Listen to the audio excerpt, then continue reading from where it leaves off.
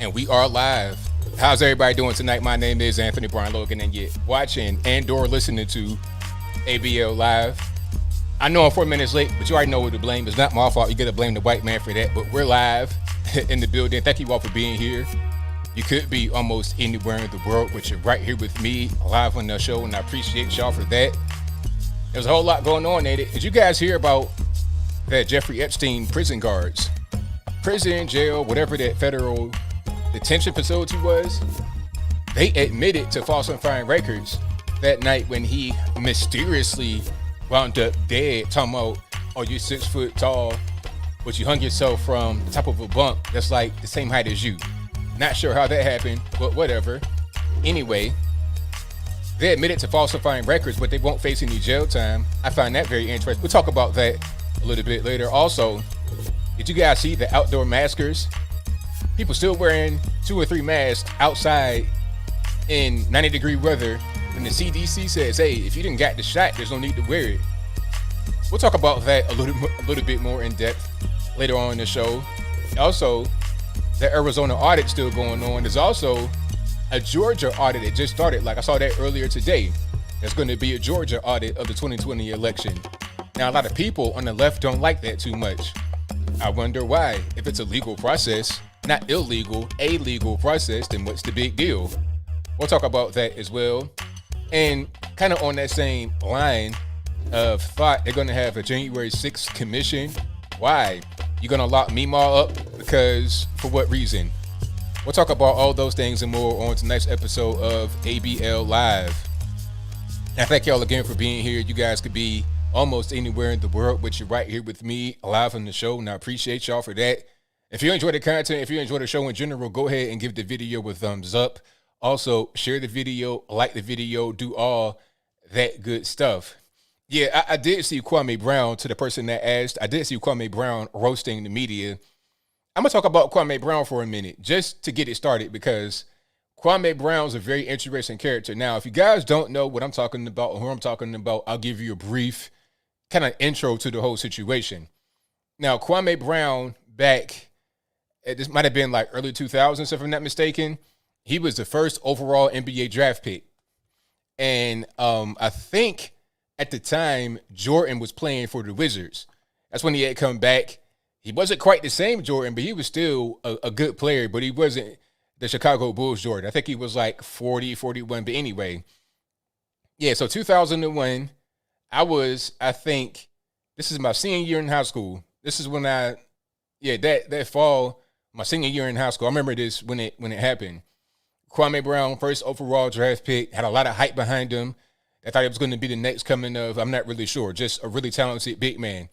Now, he did not live up to the hype of the first round draft pick, but he did not have a terrible career. He did have a 10 to 12 year career in the NBA, which is very good. Very, very good. I mean, a lot of these guys are barely able to get on the team at all, let alone have a 12-year career. So he wasn't like a superstar or anything like that, but he was a serviceable player, had, good size, speed, defense. He was a good player, 12 years, made millions of dollars, straight out of high school, no college, if I'm not mistaken. So it's fine. But all throughout the years, the media, people like Stephen A. Smith and others, they called him a bust. They said he's trash. They said he's worthless, all this and that. Now, you got to imagine how someone that's 18 years old is internalizing this, right?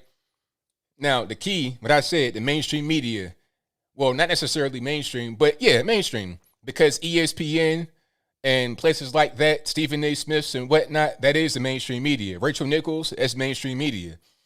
Now, he had been internalizing this entire time, right? So he didn't really say much. I never heard Kwame Brown talk.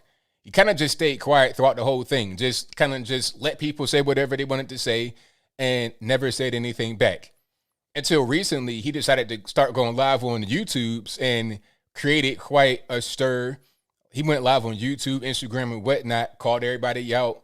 Charlamagne the God, the guy from the Breakfast Club, talking about his past and what he allegedly did to a young lady in South Carolina. I won't say anything right here because Charlamagne, this big media personality, right, he sent cease and desist letters to Kwame Brown. So you could talk all day about people in the mainstream media. You can make up stuff, you can slander, you can libel nearly. But then when somebody says something about you and an allegation happened about you, oh no, we're sending in lawyers. It's funny how that works. So I like Kwame Brown for just going on there and just saying what's on his mind, calling everybody out. Now, he just kind of have like a chip on the shoulder a little bit, but I don't really blame him, because if you've been attacked for 20-something years about your NBA career and you've not said anything back, and you say, you know what, I'm going to say something today. So, yeah, shout out to him for doing that. One thing about Kwame before I move on to my next thing, Kwame, I did not expect to have this, like, down south Georgia boy, East Atlanta Santa, guwap. I did not expect him to have this kind of, like, really deep Southern accent. So that kind of threw me off. But I like how people are not allowing the media to just paint them anyway. I appreciate that. Your Roland Martins of the world, your Don Lemons, Rachel Nichols, all these people that say whatever they want to say about those that don't have the ability to get on the large platform and defend themselves. I like when they, strike back. It reminds me of when, well, quite frankly, all the time when people like myself get attacked by the media, any conservative gets attacked by the media, it feels good when somebody says, you know what, I'm not going to allow them to say this about me. I'm going to say something back. So I like that. So shout out to everybody that fights back against the media and they're just reckless abandon of people's character. They don't really care how it affects them in their everyday walk in life. They just do stuff. Another prime example is what happened to my man Brett Kavanaugh. They put the mainstream media, meaning they put Christine Blasey Ford on the front cover of Time magazine. Time magazine is like, do you have any evidence? Do you have any witnesses? Do you have anything other than her word that, she was assaulted by this man? No, you don't. But since the media, again, had an agenda to push, had a narrative to push, they wanted to attack this man using her with no evidence. So I'm glad when guys like Brett Kavanaugh strike back. I'm glad when guys like Kwame Brown strike back. I'm glad when anybody strikes back against the media in a figurative sense, not in a literal sense. You understand what I mean? So, yeah. But that whole situation is wild. And again, thank you all for being here. Definitely appreciate you guys. Hold on, let me see. B.A. Don says Kwame Brown made $65 million in his 12-year career. Sound like a win to me. Can I get $65 million? Matter of fact, can I get $1 million? $65 million? Sounds great to me. Sounds fantastic. Excellent. Now, about this whole, I'm going to speak briefly about Israel, Palestine. I'm not the kind of guy that is going to really pick sides. Because I'm not really religious. I don't know too much about this whole Holy Land. That's not my cup of tea. I don't know a lot about that. That's not even what I'm really into. Like I said, I'm not religious. That's just not me. So if someone wants to say, well, it's a chosen land, okay, that's fine. But I don't know nothing about that. That's not me. That's your belief, and I respect that. I think the main thing is if there's a war that happens, right, just all over the world, it's not necessarily just to Israel, but to anywhere. If there's a war that happens and one side loses, that's it. Now, if you want to fight back continuously after you done got beat, then that's on you. But if you continuously get beat over and over and over again, I mean, is that oppression or are you just losing? I'm trying to figure that out, because all throughout the world, this has happened to people. Nation versus nation, sometimes brother against brother. The winner wins and the loser loses. We had it right here in the States. One side versus the other. A lot of times, brother against brother, cousin against cousin. Brief pause on that. I think it might have been a GOP House rep or a senator, I can't remember which. He suggested renaming Fort Bragg to Fort Bragg because the way it is now, it's named after a Confederate general. But that person also had a Union general cousin. You see what I'm saying? So when things like that happen, one side wins, the other side loses. That's just how it goes. People can say that it's unjust. The wrong side won, the wrong side lost. Okay, whatever, but it is what it is. It happened. you can move on, or you can keep trying to fight. I say either way it goes, that's the better to fight. And beyond that, there's always been fighting in that part of the world. They're talking about a ceasefire. Okay, cool, that's great if they can do it, but there's always been fighting right there. Not necessarily just Jewish people in that area or Muslims in that area, but Muslim on Muslim, Christian on Muslim. It's always been fighting right there since the beginning of man, and it won't change anytime soon. So there's no point in trying to really point fingers in the whole situation, because you got a whole lot of fingers to point at a lot of different nations and a lot of different people. Simple as that. People could say, well, the Jews shouldn't be there. All right, well, they are. So what you going to do? You going to unwin the war for them? How does that work?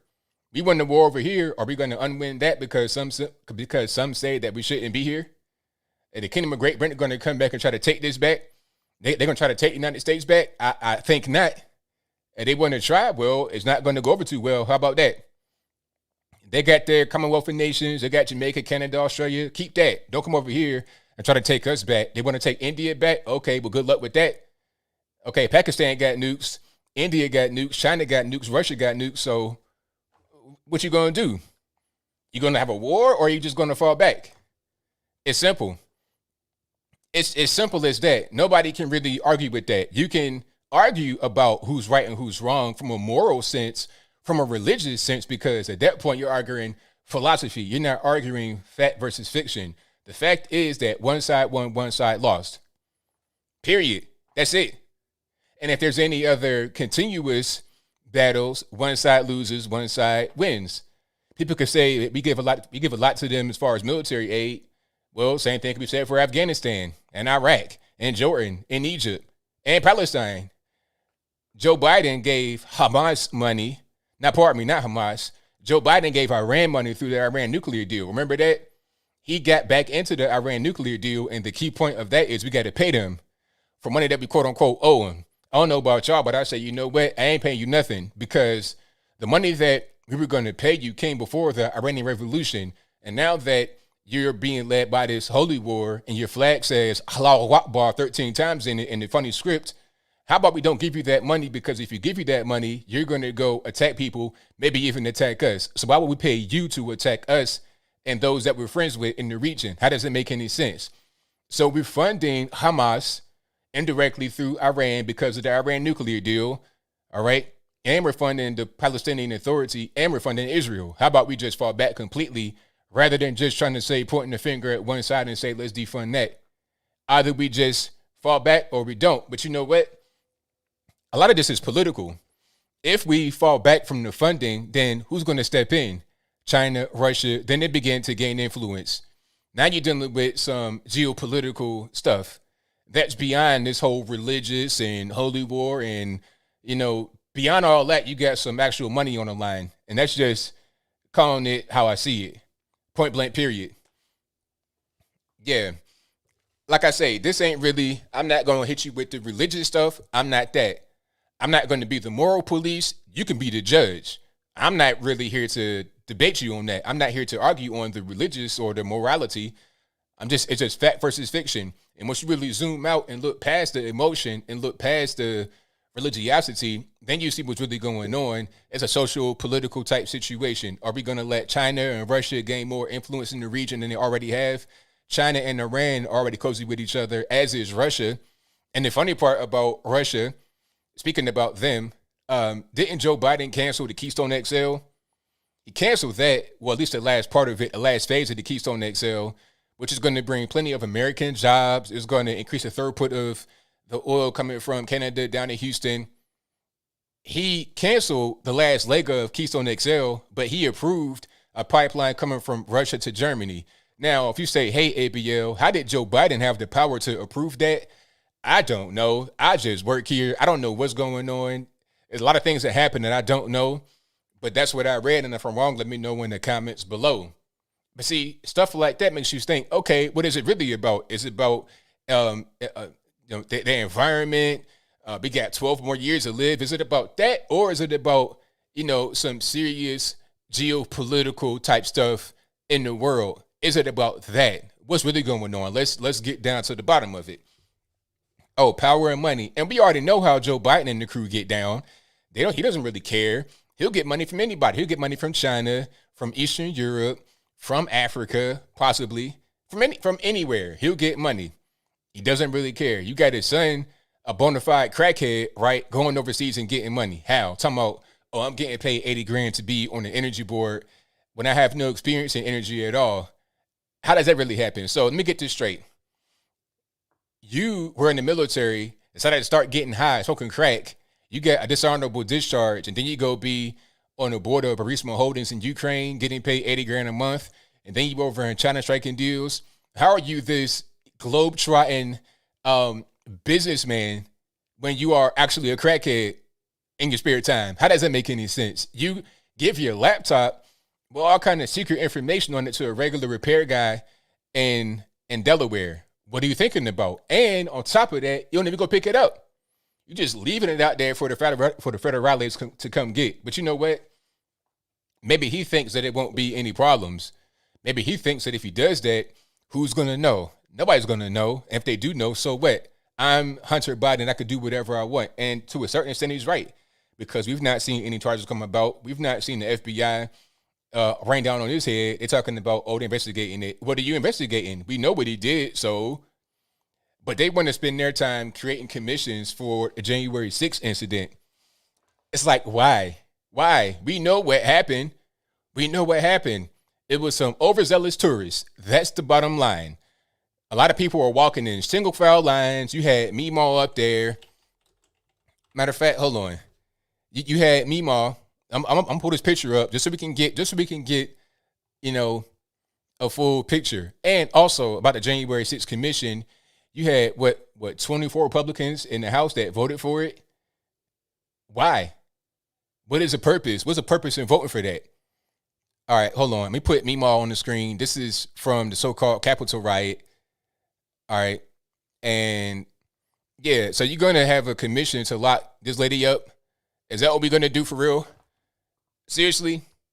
Now, what kind of nefarious action do you think Miss Johnson is up to? Okay, this lady probably left the senior living community or left from hanging out with her grandkids, watering her petunias in the backyard, cooking Mr. Elmer some biscuits in the morning, and then went down there to see what's happening. All right. So it's like, what's the purpose in creating this commission? We know who the bad actors were. You got guys singing like canaries, singing like Alicia Keys, Whitney Houston, all that good stuff. You got them singing, snitching on Trump, talking about, oh, Trump made me do it. Remember the guy, what's his name? The Viking dude, remember him? Snitching. Oh, Trump's rhetoric made me. So what more do you need? I feel like the commission that they're talking about having is a way to try and continue this whole thing about the insurrection until the midterms and also until 2024 if Trump were to run again or if someone like Trump, Ron DeSantis, were to run again. That's all that it's about. Again, once you zoom out and look past this stuff, then it's like, what are we talking about? You talk about just some political stuff. That's it. All right. Somebody said USS Liberty. So what? I mean, there's been plenty of nations that have done things that we still rock with today, getting into wars and everything else. People getting killed over there. I mean, how many U.S. servicemen died over in Europe, but we still partners with them? I mean, people just need to stop with the nonsense and just, people need to stop and just look at reality for what it is. We actually dropped nuclear bombs. we bombed Japan, nuclear bombs, hundreds of thousands dead, but we are over there with our military protecting them. It's simple. I'm gonna go ahead and just stop the spamming. But people got to let go of the past. If you can't let go of the past, you're going to be stuck there forever. You're not going to be able to move forward with your life. Period. All right. Yeah, I saw that about, what's the mayor of Chicago? Lori Lightfoot, Dirtyfoot, whatever her name is.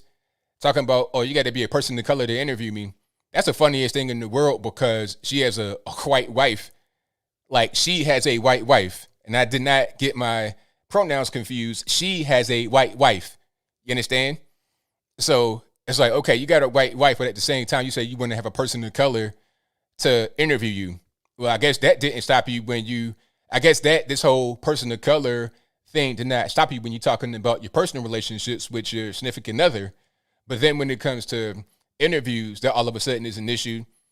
Now, her main reason is because the press corps is overwhelmingly white and male, but refusing to interview with them is not going to change that fact.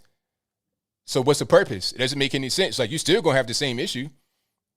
You can try to make it seem like there are more people of color, as they say, quote unquote, people of color than they are, but there aren't. So what's the purpose? It don't make no sense. If you want to see more so-called people of color, then figure out a way to make that happen.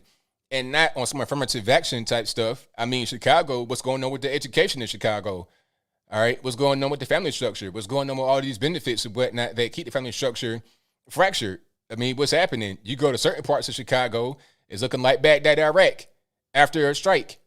And other parts look beautiful. I'm talking about like Shangri-La. And there's a big divide between the two. So that seems like a problem within Chicago that they got to fix, rather than just trying to say, or we're going to ignore the white man. How about you just improve your city for everybody? Maybe some of these ridiculous policies you have on the books could do it. I'm not saying that I want the government to step in and do more to try and help the poor brown person become educated, but how about not having a very high minimum wage, maybe school choice, some basic stuff that a lot of red places do to increase actual equality, meaning you have the ability to go out there and make something happen for yourself. The barrier of entry is not so prohibitive. Things are so simple, but people act like, you see, the government, I feel like in a lot of these liberal democratic areas, they want the government to do everything for them. From the cradle to the grave, to do everything for them. But they should be more in the background and just kind of make sure that everything goes smoothly as far as security and things of that nature. Making sure, my roads are straight, making sure that things are all right. Weeding out corruption. You play the background, but let the people go out there and make their own way. If they are not successful, then that's on them. But if you're trying to be the nanny state, that's definitely not going to work, because all you're doing is keeping people dependent upon that nanny state. We've seen an example of this during this whole pandemic. You understand what I'm saying? The example, I think we've seen how the welfare state is on a very large scale throughout the entire nation. This is why you have a bunch of job openings. Oh, they're minimum wage jobs, ABL, they're paying slave wages, $7.25. No, they're not. I'm seeing signs for McDonald's starting at $13, $14 in the South, right by Georgia, $13, $14 an hour. And you getting good hours because there's not enough guys to even go out there and work. It's help wanted signs everywhere with decent paying jobs. A lot of these kids graduating high school, they might be going to college, might do something part-time. Guys that then been in jail for a little bit, might not have a really crazy felony on the record, could still go out there and make something happen. Okay, I done seen guys in restaurants waiting tables with jail tattoos on, and they were great servers. I'm not judging them, but they out there working. So I don't want to hear anything about, the jobs ain't paying enough. The reason why people are not getting those jobs is because they're happy at the house being taken care of by the government. Government's paying them to stay home. That's the welfare state on a very large scale. That's it. And they're talking about UBI. It'll be the exact same thing. The exact same thing. What's the point in working when I can get paid to stay home? And they get paid a lot. I'm hearing some people say, you can get, so the federales are paying $300 extra per week for the unemployment insurance, right? Up until like June or September of this year, whenever it runs out.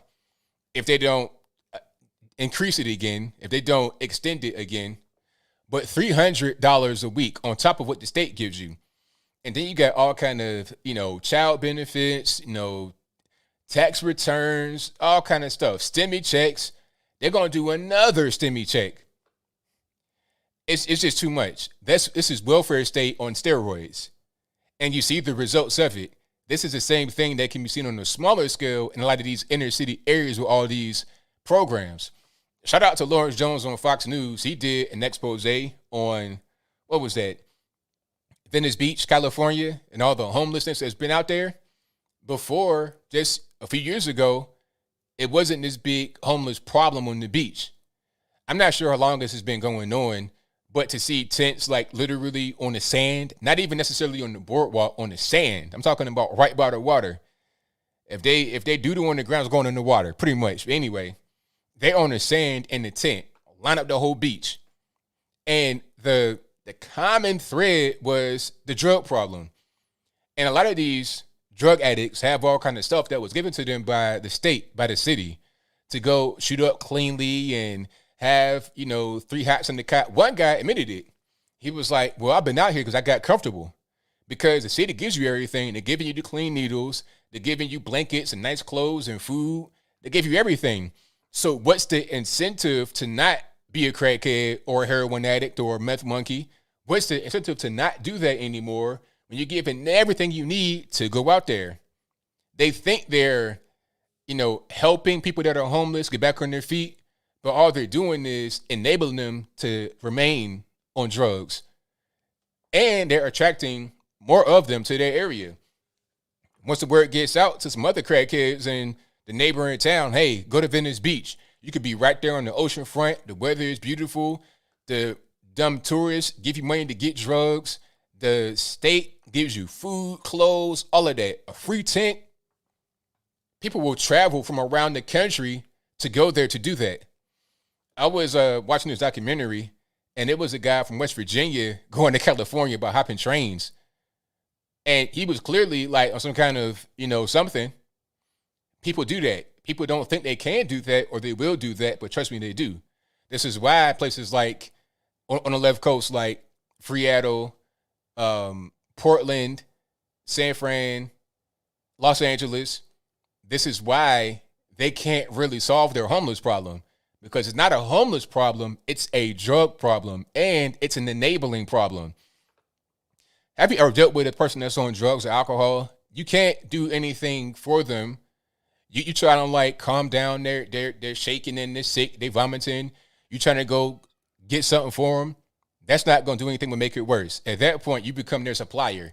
So you can't do anything like that. The enabling is the worst thing you could do. So it is what it is. Yes, drug tourism, correct. That is right. So I said all that to say this. When you enable addiction, when you enable laziness, you're going to get it. The more that you put toward a thing, the more of it you're going to get. It's very simple. You drill for more oil. If oil is right there, you're going to get more oil. If you don't, then you're not.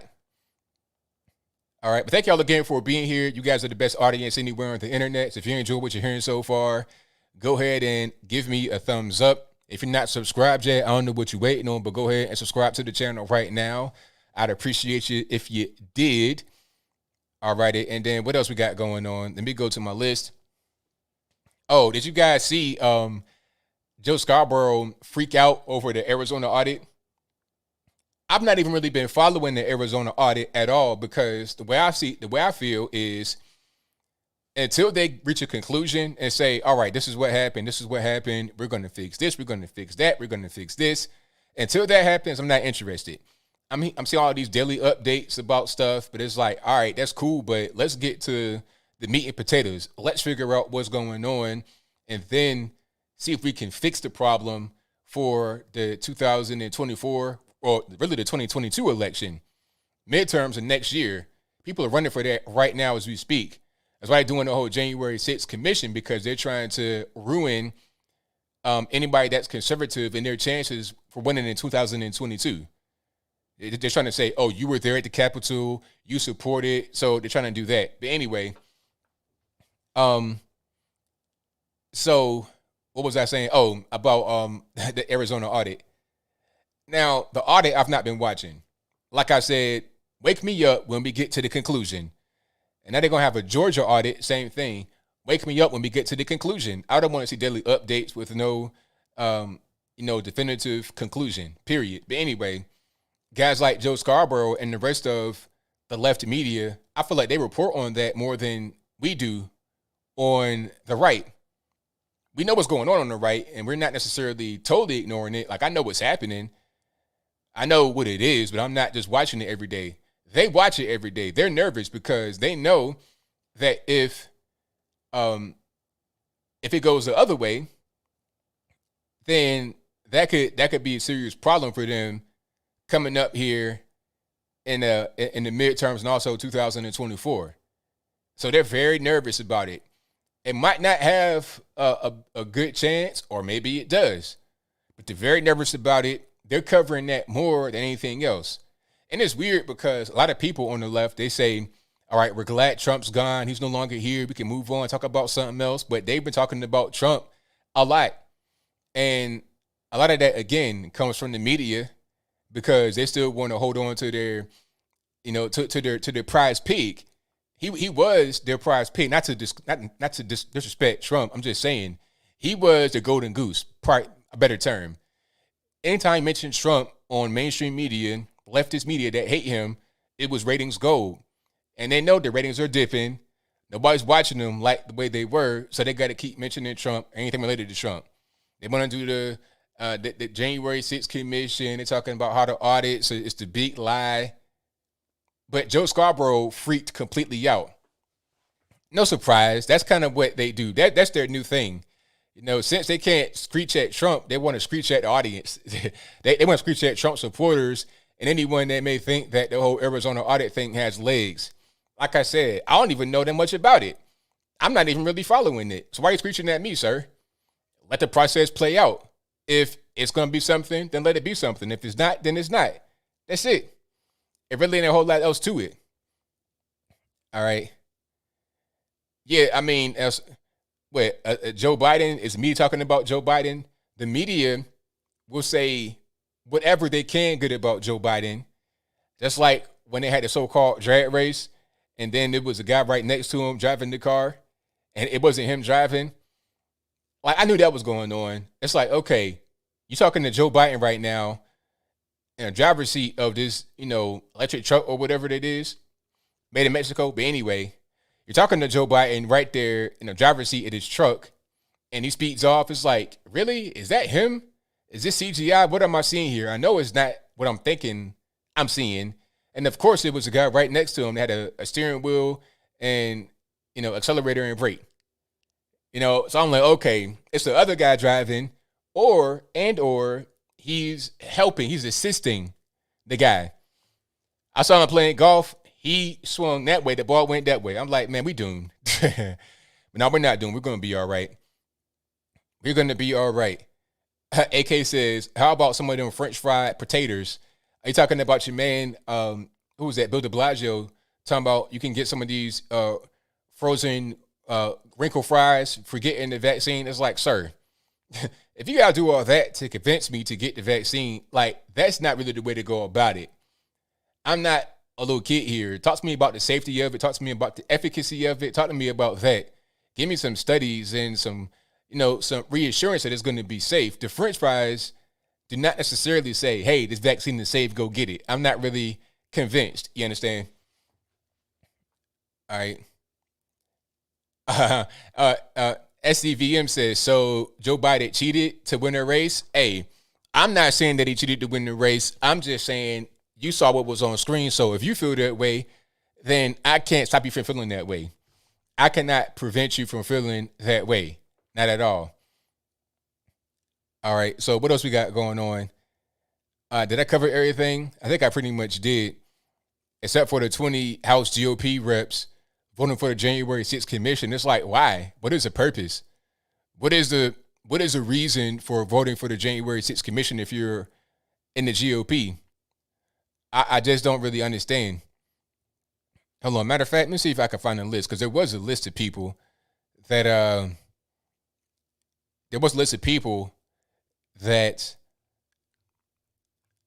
matter of fact, I can't find that list right now, but I'm gonna play some video. I got a little bit of time before I get to the super chats. Pardon me. I'm gonna play this video. Now this little girl right here completely wrecked the school board in her local area. She's 8 years old, and she got up there and just let it all out. Hold on, let me go ahead and just get this on the screen. I may have played it already, but I'm going to play more here. All right, let's go ahead and hold on. Let me see if I can just refresh that. And let's turn the sound on, and there we go.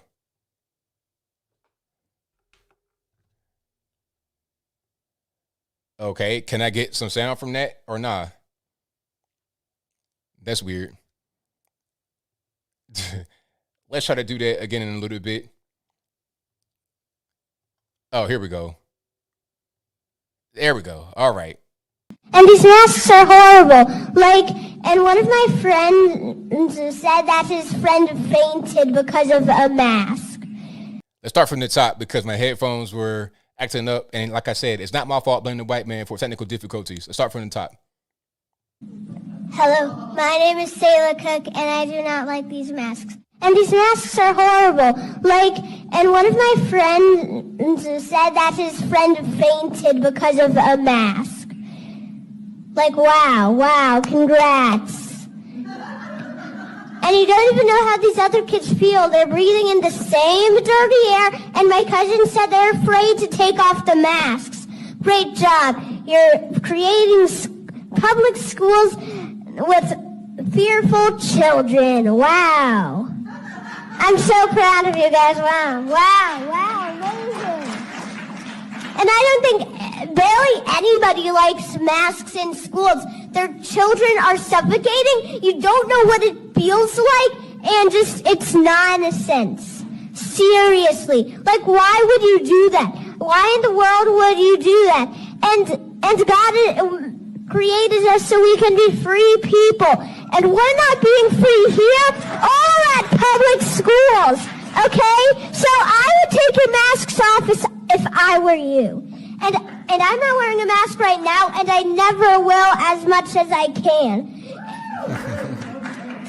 And George Washington made America so we could be free citizens of the United States of America. And the Statue of Liberty is for liberty and freedom, and we're not free. So maybe you just don't believe in George Washington or God, or the boss of you or someone is controlling you. Stand up and take these masks off these children. Don't be afraid.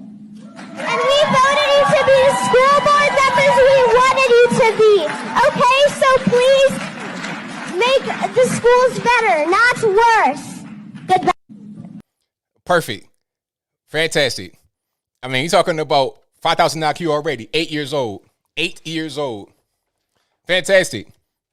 Now, some say, her parents put her up to it. First of all, do you think she likes wearing the mask? I've seen videos of little kids crying because they got the mask on.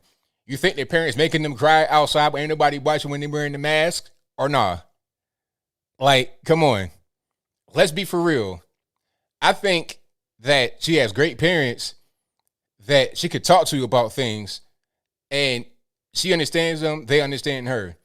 She's being educated about what's going on because she's not liking what's happening. And she's like, hey, why can't anybody do anything? Why are my teachers doing it? She's asking questions. She's getting answers. So if she's asking questions about the masks, what should the parents tell her if not what they are? Like I say, the first educators are the parents. You can't say that the parents are indoctrinating the kid with real information. Now, Greta Thunberg, on the other hand, is talking about things that don't even really exist. It's more of a philosophical argument, but wearing a mask is a real thing that happens, and you are seeing kids pass out. You can actually look at that and see, hey, I don't like doing this. They're making me wear the mask. I don't want to do it.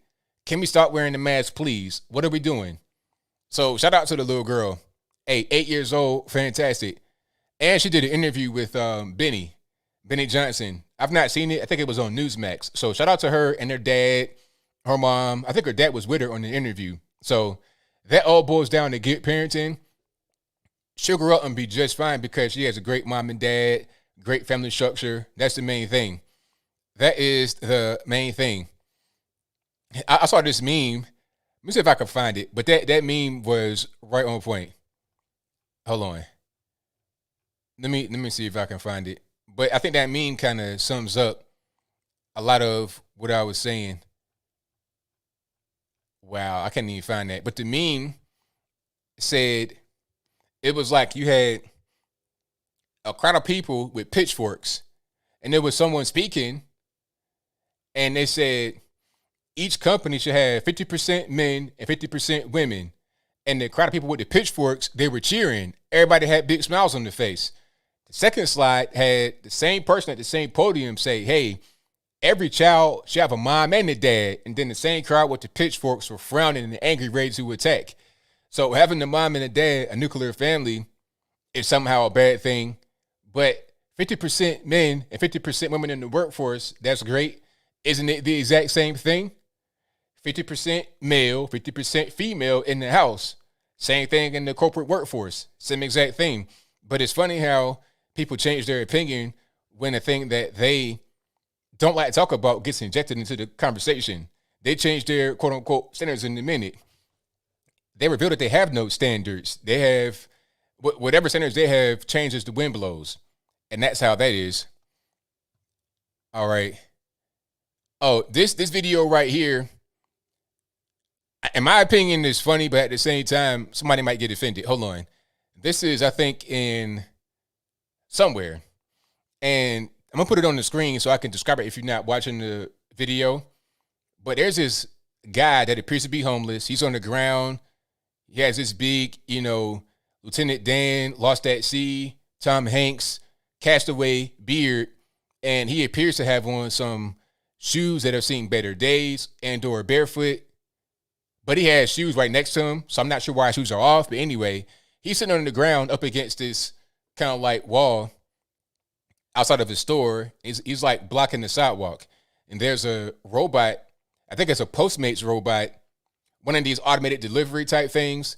And it's trying to go straight on the sidewalk, but the guy is kind of blocking his path. So let's see what happens. Food delivery coming.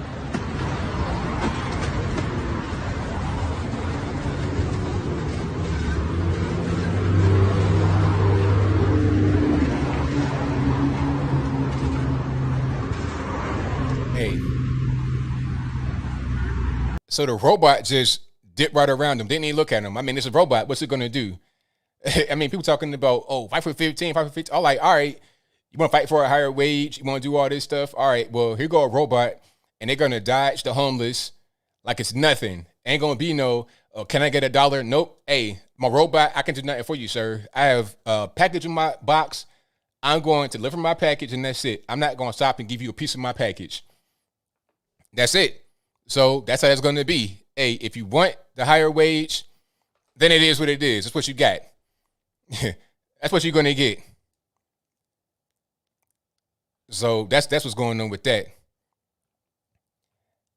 Hold on. There's one more I wanted to show if I can find it. I don't want to show no fights or nothing because I can't be doing that. We get little kids watching. But I will talk about it. I'm not going to show it. But I saw a fight on the airplane. If you want to see that, it's on my Twitter and my likes, I think. But I'm not going to show it right here. We got little babies watching. But it was a fight on an airplane. I ain't talking about like in TSA, which is bad enough. You're right there in the airport fighting. Sir, you're going to jail immediately. Immediately. The police are in the airport. You're in a highly secure area. That's like going to jail to visit somebody and fighting in the waiting room. You're not using your brain. You're right here in jail. They can lock you up immediately.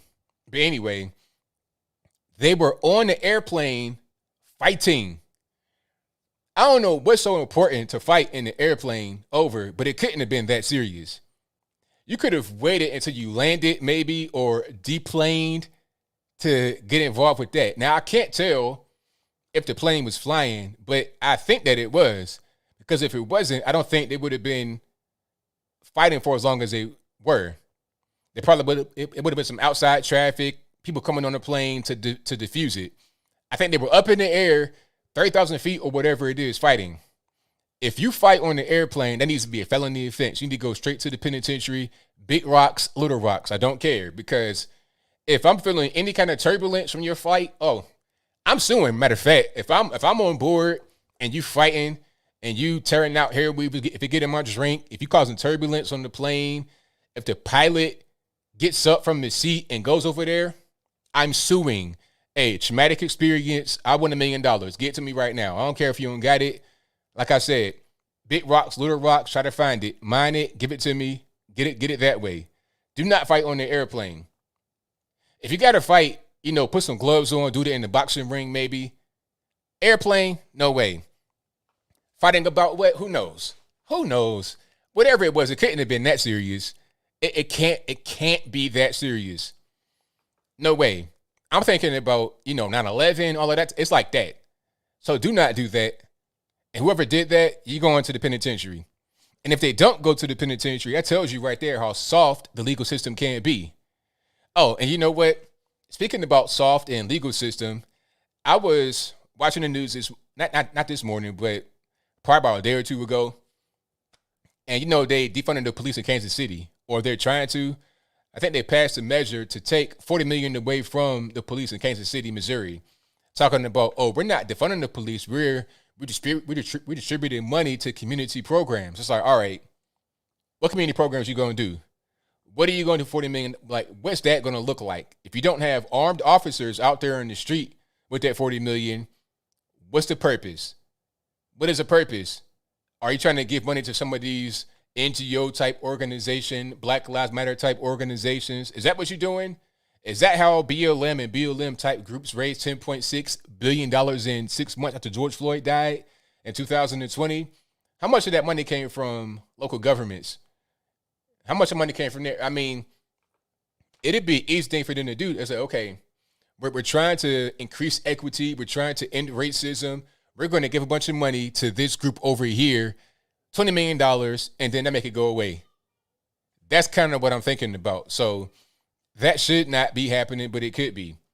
But anyway, so I'm watching the report, and they had two guys talk about it. Two guys that I think are from Kansas City, Missouri, or St. Louis, or whatever it was. I can't really remember. But anyway, the first guy was like this community activist. I think his name was Justice Chancellor, some kind of name that probably is not his name. But anyway, he was talking about, well, we got to get in this space. We need things to do because, people, they can't express themselves properly. And we got to really examine this and look at it with, a different color lens. It's like, man, shut up. Like, what are you talking about? Speak directly. He was a black guy, probably not from there, probably from California somewhere. Just came recently from California and wants to go invade Kansas City like a carpetbagger and do whatever he wants to do. But anyway, then the black guy, the other black guy, was just right there on the street, mouthful of gold. So he's like, look, I don't understand what they're doing because when we call the police, they don't come as it is. So if they take away police, then how is that going to fix the problem? You see what I'm saying? His problem was very simple. When we call the police, they don't come as it is, or they take their time. So if you take police away, if you take money away, how is it going to solve that problem? He had a very simple issue, lack of police. The other guy gave all kind of bubblegum explanations and this space and this project and this movement. All these big brain words that mean nothing, that mean zero. People on the ground and some of these big brain rocket scientists, BLM types, have no connection, none whatsoever. So anytime anybody says Black Lives Matter, it's like, what? Who are you? Are you from there? Do you know what's going on? No. So what are you really doing? You're just trying to show all your friends how cool you are, how virtuous you are. That's called virtue signaling. And I do not like virtue signaling. Not in the least bit, because it doesn't do anything other than make these areas more dangerous. 30% increase in homicide, 40% increase in homicide. And I said that right when the whole defund the police movement happened. They don't care if the murder rate goes up 20%, 30%, as long as they can say that there are fewer police involved incidents, or they say they did something to help. They tried to make a difference. They gave money to a particular thing. And they did the quote unquote work on the ground. If they can say that, then it's fine. They're not worried about the day-to-day life of somebody that has to live in that area. They don't really care about that. They care about what they want to do, which is look good to their friends. That's it. All right. Yeah, like, and it was like something about private security and the $40 million they took from Kansas City police. It was like, you're going to have private security? Why? And then I heard about an app. If I'm wrong, please let me know in the comments. But I heard there was going to be an app, or there is an app for private security. Like, you can hire private guards on this app, and they'll pull up on you in a black van with the logo on it. I mean, that's super. So you can hire mercenaries. Is that what it is? It's kind of what it sounds like. Well, not quite. I mean, it can't be, above the law like a merc might be able to. But that's kind of where they're trying to go. And that might not be the best direction, because these mercs pretty much do whatever they want. I mean, it's like hiring a pit bull that's untrained to protect you. You be asleep at night, that pit bull come and just chomp your whole head off because it's untrained. So you might not want to do that. All to avoid the police. These mercs or pseudo mercs will be worse than the police ever could be, because they're not trained in the same way. They pretty much do whatever they want. It's just not logical. It's like hiring an airplane pilot on the app to fly you versus an actual commercial pilot, a private pilot, somebody that has hours and things of that nature. So thank y'all again for being here. Definitely appreciate you guys. If you enjoyed what you're hearing so far, go ahead and give me a thumbs up. I'd appreciate you if you did. That'll help me out tremendously. And what else we got going on? I got super chats on deck, and then I'm going to get to the calls. You guys on the drill, the number to call is 434-658-1222. There it is right there, 434-658-1220. I'll get to the calls in a few minutes. Super chats first, and then I'm going to get to the calls as usual. All right, and let's go ahead and go to the supers. I got to find it over here in this wilderness. If I can, that'd be great, YouTube. That'd be fantastic. And there we are. What's today's date? 22nd? Okay. And where we at? Thank you to Doug, who says, spoiler alert, if anything goes wrong tonight, ABL will blame me, guaranteed. You know what, man? I'm blaming the white man. If something goes wrong, if my water gets warm, I'm blaming the white man for that. That's how it goes. Thank you for your super chat. Thank you to Wolfgang, who says, demo people, crassy power of the people, mob rule, fascism. The people are the government. Voting Democrat was a vote for fascism. Tried Libertarian Party. Lawbertarians. Some libertarians are good people. Like Rand Paul, Ron Paul, love them. They're the best. I like Rand Paul to be the next president, quite frankly. I like him a whole lot. Because he's an honest person, keeps it real. Regardless of what, he's just real about himself. Does not really play politics. He's just an honest person. I like that. That's a rare thing to have in government, period. However, you got other guys, like, I forget the boy's name, who took his shirt off and his pants off on stage at a libertarian convention. It's like, sir, what are we doing? You got Scary Gary Johnson, and took his tongue out at a reporter during an interview on a major network. It's like, are you guys serious or not? So a lot of great guys over there, some of the best, and then you also have some weirdos, and also some, what they call them, neocons like Bill Weld, that have kind of invaded the party. So I think if they're able to tighten their ranks up, they could be a force, definitely locally, but nationally, not so much, in my opinion. Thank you to Jason J, who says, black guy took the life of a white guy basically over a girl in Two Rivers, Wisconsin. Why aren't whites rioting? Because you guys got some sense.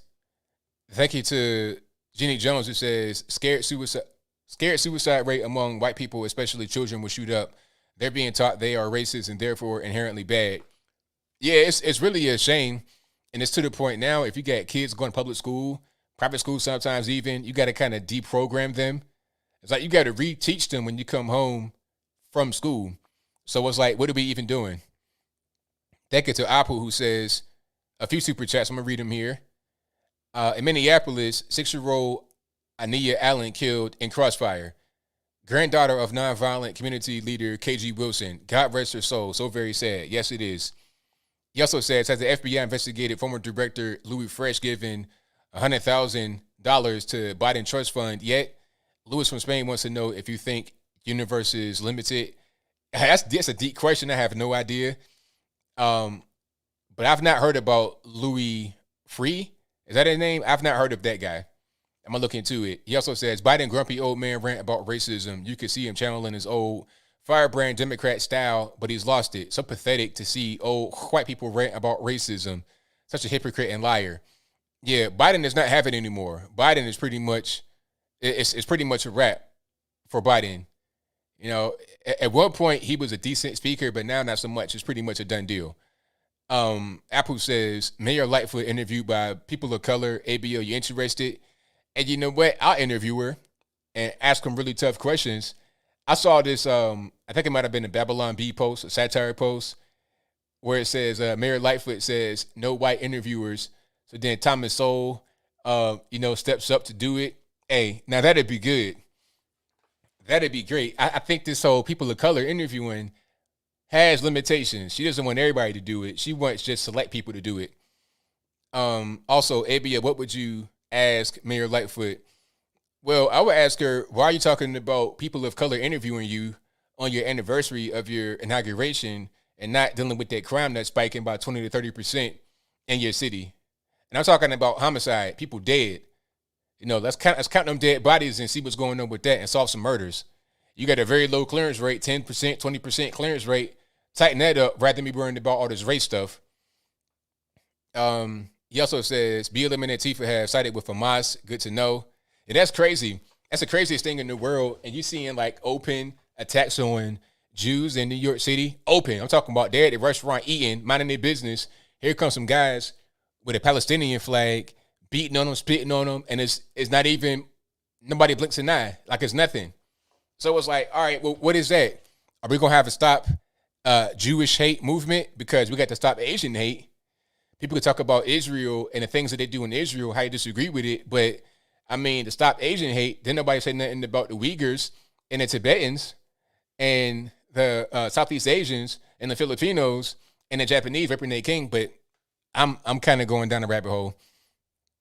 Let me see. He also says, check out Robert Spencer, Palestinian Delusion. And check out David Wood video, Muhammad, White Prophet. Was Muhammad, peace be upon him, was he a white guy? And he also says, AB, your favorite hot dog condiment, mustard, ketchup, relish, ketchup. And I didn't say PBUH in the series, but I was being kind of tongue-in-cheek. But anyway, Raina says, I'm just waiting for Twitter to ban Chrissy Teigen like they did Trump. I will hope they don't support someone in private messaging and openly telling teenagers to end their lives multiple occasions on their platform. You got a very good point. Now, I thought that she deleted her Twitter or something. I'm not really sure what. I think it might have been deleted. So if it got deleted, here's probably what happened. If she did it herself, it's kind of like one of those things like you can resign or you can get fired. Your choice is yours. So that might have happened, but I'm not really sure if she's there or not anymore. But she definitely earned it if she got removed from the platform. I Loves Chicken. It says, it's far past time to get the illegal squatters out of our house. Thank it to Charles, who says, just a super chat. Thank it to Apple, who says, do I like sushi? I do not like sushi. I've had a thing, you know, my wife makes these things that are not sushi, but it tastes like sushi. I'm just not really prepared to eat raw fish just yet. Not like that. I've had anchovies before. And I guess they're raw, but you get them like in a little pack. You got to open, you know, like back in the day, you had the little anchovies or Spam and stuff. You open it with the little thing that peels. I've had those, but I'm not really up to eating the thing of raw fish just yet. No, I done seen the worms and stuff. I'm like, nah, I'm straight. He also says Biden lifts sanctions on Russian pipeline. Hypocrite, very much so. Thank you to Sean, who says, I recently left Chicago for Florida. It's so different living in a state I can stand up for. Hey, man, that's a great move. Fantastic move. Thank you to Wolfgang, who says, the core of Abrahamic religions, Judaism, Christianity, Islam, is a covenant with Abraham. If Ishmael destroys Israel, all three are false religions. Thank you to Dark Ultra, who says, funny thing about masks is that if you're wearing one willingly, you can't even use the excuse that you have a comorbidity since there's no evidence that masks help to any significant degree. Robert says, look into the Biden electric Ford Drive where there was someone else driving. I can send you a pic. Yeah, I was talking about that earlier. I saw that. That was crazy. If you guys didn't hear me say it earlier, Biden was out in this open sand field to drive this electric truck and go real, like 80 miles an hour real quick. And he was in the driver's seat with his hand on the steering wheel, but it was a guy, probably Secret Service or something like that, who was in the passenger seat with his hand on the steering wheel too. So you had two steering wheels and two sets of brakes and gas pedals. So it might have been the other guy that was driving and not Joe, although he appeared to. Thank you to True National Pressure. I guess that's what Joe Biden was trying to say, who says, Lightfoot doesn't care what color they are. She's just trying to shut down being criticized. Need a POC conservative reporter grill her. Exactly. That's a big part of it right there. You know, because rather than getting asked by a white person who could be conservative and may not be, but could be, they don't want to, she just want to get questions about the violence and things of that nature because she can't answer it. But if she gets a quote unquote POC, then they may not ask that question. They may be kind of, easy on her because they're black and they're more likely to be a liberal. Let me see. Thank you to Wolfgang, who says, Arizona Audit issue is, will it finish or get stopped? That's a great question. Like I said, I'm not invested into it until I see what the conclusion is. Also, Gestapo was concerned with a bit lie too. Don't go down that road. Thanks to Chuck L, who said, thanks for all you do, ABL. Thank you for doing what you do. Appreciate you, man. Thank you to Leo, who says, how about Lego going woke? I've not seen Lego. I don't know if I saw that. So Lego's going woke now. I guess being woke is the newest fashion trend in America. There's like all the military ads with woke stuff in it. 2 moms and things of that nature.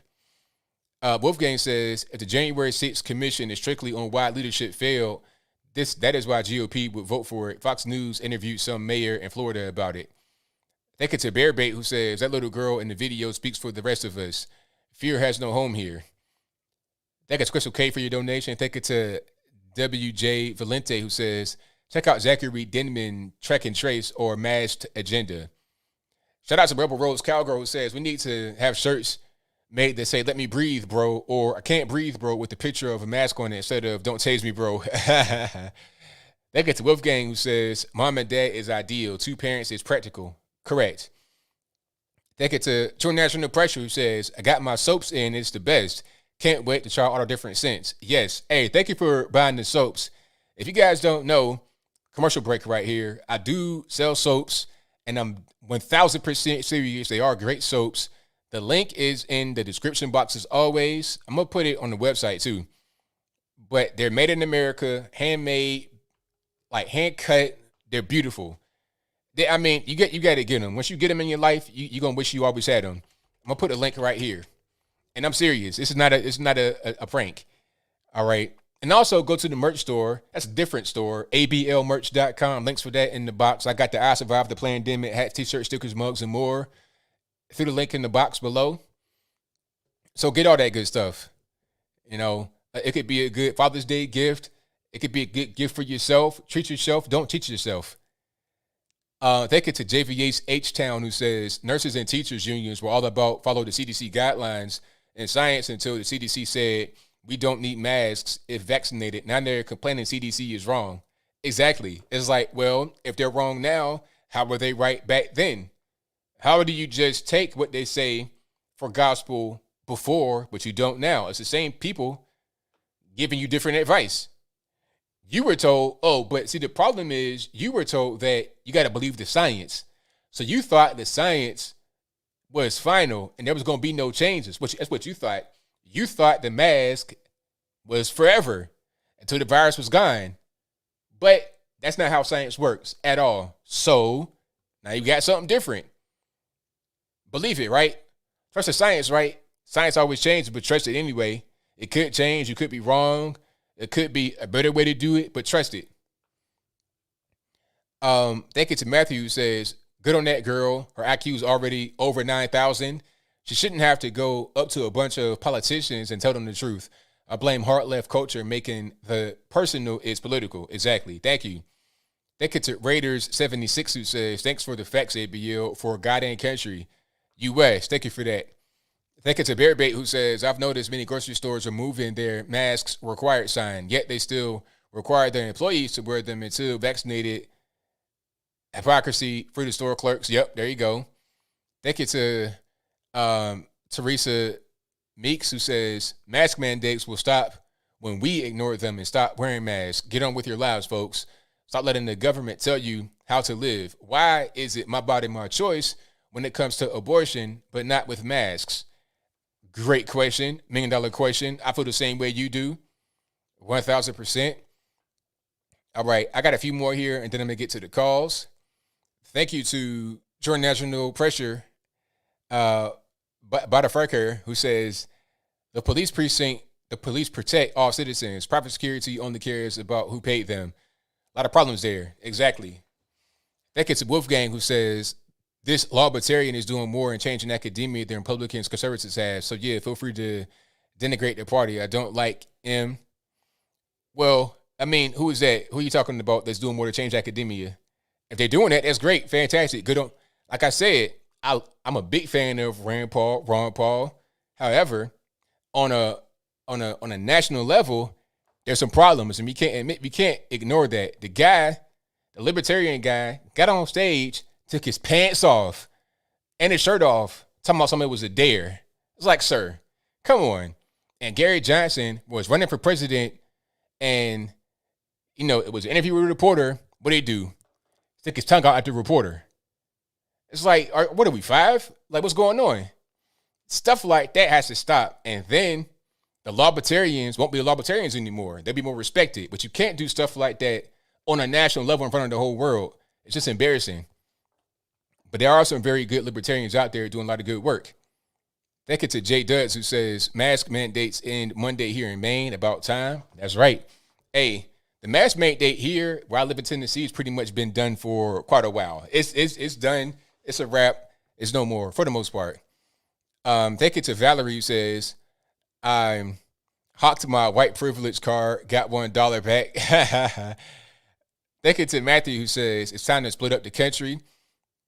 Sigma says, ABL, keep up the amazing work and keep calling out these frauds, fakes, and liars. I'm glad to see the smart black men out here speaking smartly. Thank you for that, man. It means a lot to me. I appreciate that. Thank you to Pat Brooks for thanks for being you emoji. I appreciate that. Thank you to DB Burgess, who says anchovies, fish bacon, if it's crispy. Thank you to Mia or Maya for your donation. Thank you to Kayla Rain, who says black conservative perspective made a Lightfoot's worst week video. BLM went to her house with drums. LOL. Cops say they hate her. People are waking up. Okay, we got 2 on that. All righty. Thank you. You have fun down there?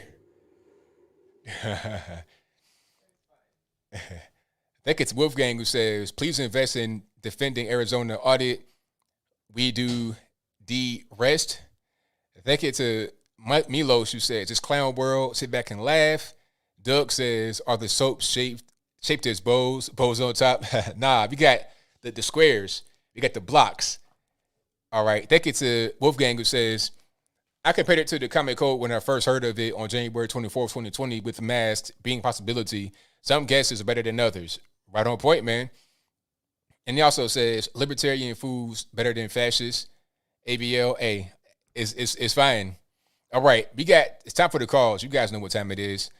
The number to call, 434-658-1220, is always in the description box right below. And it's right there in the ticker. Perfect timing. Dial 434-658-1220 to call in. If you're having a hard time getting in, it's like trying to call C-SPAN or something like that. It may be a while. Just keep trying. I'm going to try to get you on as soon as I can. If the lines are blowing up, it'll be harder. If they're not, it'll be easier. All right. So let's go ahead and get into it. Let me go ahead and start my Skype. If it wants to work right, that'd be fantastic. I like that a lot. That'll make my night if Skype goes right. All right. Let me get to my settings, make sure everything's all good. Okay, cool. That works. And there we go. Perfect. All right. All right, I call you on the line. Who am I speaking to? 407? Hello, 407. Hi, ABL. How are you today? I'm doing pretty good. Can't complain. How about yourself? Doing well, thanks. I thank you for having me on. It's my first time calling, and I really enjoy your show. It's great. Thank you. You're welcome. Well, I'm calling from Florida, and I just wanted to tell you about my vacation experience. I just got back from 1 week in Puerto Rico, which was awesome, you know, just getting out of the country for an entire week. But I got to tell you, Puerto Rico is living in the biggest time warp I think I've ever seen. They are acting like it is April of 2020. You cannot believe the restrictions that are still in place there.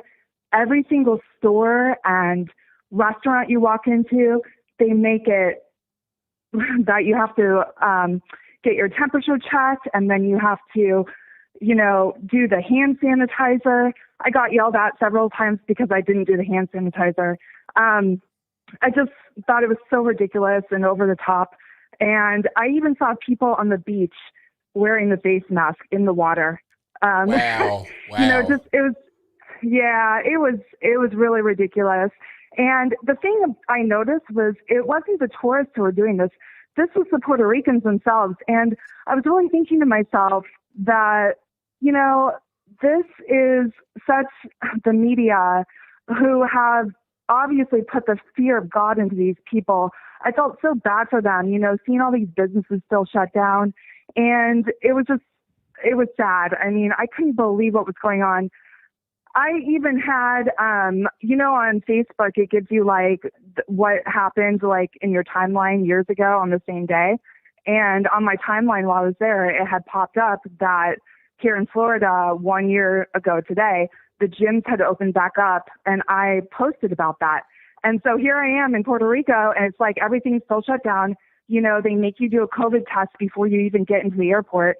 It's like, I couldn't believe that a year ago today, I was already back in the gym here in Florida, you know, and it was just, I couldn't believe what was going on there. So I just wanted to share my quick vacation story with you and let you know that I think out of everything I've seen and heard in the news about travel and what's open, what's not open, it seems to me like that was the most restrictive thing I've ever seen or heard, even when we talk about places like New York or California.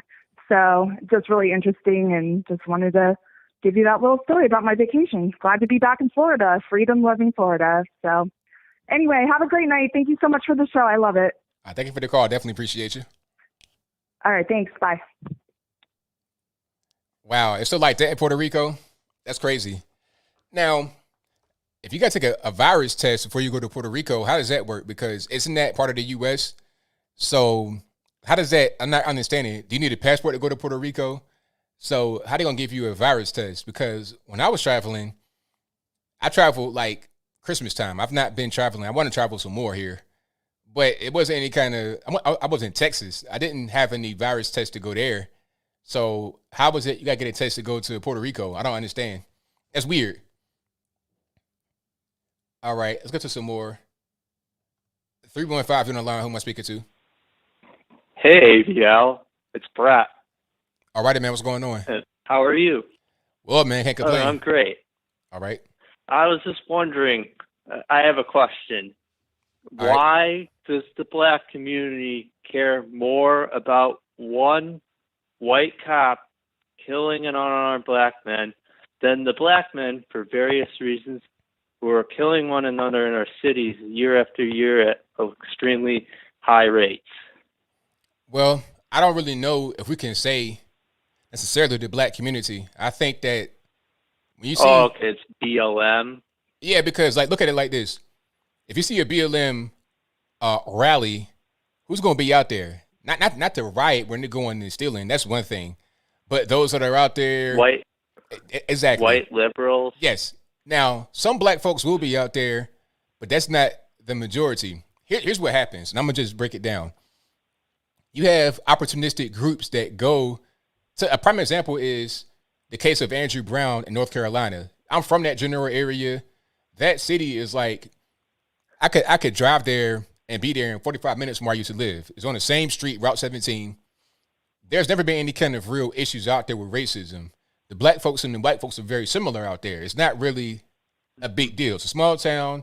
Everybody knows everybody. It's no big deal. White folks and black folks hang out. It's fine.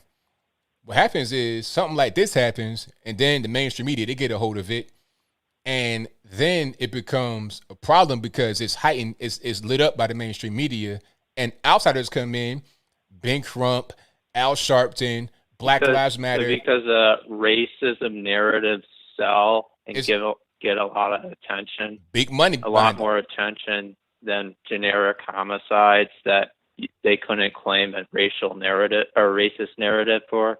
Right. Now, I will say that the black community we don't really care that much about general violence unless it's somebody that we know. I would say that. But as far as like the police brutality or alleged police brutality, those incidents get blown up because of the outsiders. And then a few insiders that kind of think the same way as the outsiders. But it's not like a widespread thing, in my opinion.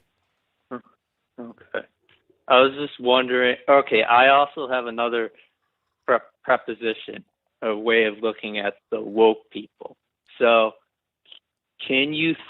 so we have a religion in that there's scripture and there's questions you're not supposed to ask and there's original sin. So if you were to ask the question, why do we care more about one white cop killing an unarmed black man than the high rates of homicide in the black community, it's like blowing on a tuba in church. You're a racist and you don't get it. You don't understand the scripture that America is about racism, and America has always been about racism, and that basically you can't question it or else it's like sinning.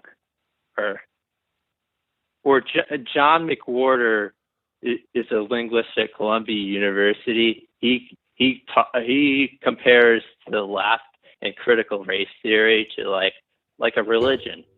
So like Ibram X. Kendi is a critical race theorist, and Sean McWhorter would say that he is a high priest within this religion, and he's preaching, and there's a community of people taking in the preaching.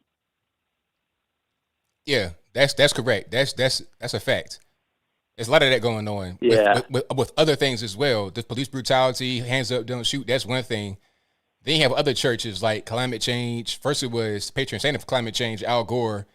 Now he's passed the torch to Greta Thunberg. She's the high priestess of climate change. So there's a lot of things like that. But this whole thing of police brutality and the black community, that's a whole different church in itself, for sure. Mm-hmm. Yeah. Man. I want to just give a shout out to like this one intellectual that I really like. His name is Glenn Lowry. He does a podcast called The Glenn Show. He's really excellent, and he's contrarian in his views. And he talked about how he lived a double life as a professor at Harvard. So he's a black professor, and as a professor at Harvard, he thought like by day he was a professor at Harvard and taught classes, and by night he was hanging in the hood and up until 2 a.m. doing all kinds of bad things. And that he thought it was authentically black to do those things. Okay, I get it. And it's like, and it was really insane, like what he went through. And I really highly recommend Glenn Lowry's perspective on this kind of stuff. Or I don't know if you know him. Yeah, I know you're talking about. I'm gonna look more into him. I know you're talking about, but I did not know that story about him, having a double life. Yeah. So I'll look into that, man. But thank you for the call, man. Definitely appreciate you. Thank you. All right, now. Bye. Wow, that's something else. Glenn Lowry, you out there in the hood, you're doing hood rats up with your friends, but you're a whole professor. There's a lot of guys like that. NBA players do that. NBA players now making millions of dollars a year. Or matter of fact, here's a better example. Chris Brown. Now, Chris Brown, I don't know him, but he's from Virginia. He's from Tappahannock. It's a small town about an hour east of Richmond and about an hour and a half north of where I'm from. So it's like the same kind of people that live up there that live where I'm from. Same kind of culture, similar culture. Real small town, Tappahannock, Virginia. If you look it up, you're not going to find much. You might find the cow and a horse and the stoplight. Anyway, so Chris Brown, here he is, going from a kid, 14, 15 years old, in the music industry, who had just been doing cookouts and barbecues, doing backflips and tucks and whatnot in the front yard in the country, right? Not knowing anything about gang banging or drugs or whatever. All of a sudden, here he is at 25 years old, doing drugs, gang banging. It's like, you are a celebrity worth millions of dollars. What are you doing, sir? There's a lot of that goes on because why? Well, I got to be down with the hood. I got to be real. You can be real dead messing around, but I digress. No threat. I'm just saying what happens. Look at all these dead rappers. And a lot of these guys come from a nice house, mom and dad, but then when they get involved with the dark side, I know guys that get involved with the dark side. That's why I never wanted to be involved with it. My uncle was dead when he was my age, HIV AIDS, from IV drug use. He was out there selling, and then he became a user. And then he died at 36 years old.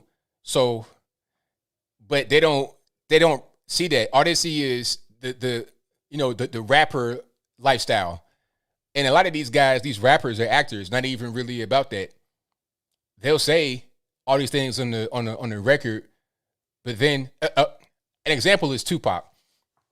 Tupac, the thug. Tupac was a ballerina. Tupac was an acting student. Tupac is from New York, moved to Baltimore to go to an art school. He didn't become this thug life and gangbang until he got to be an adult as Tupac, because he was in that movie called Juice, where he played the character as Bishop.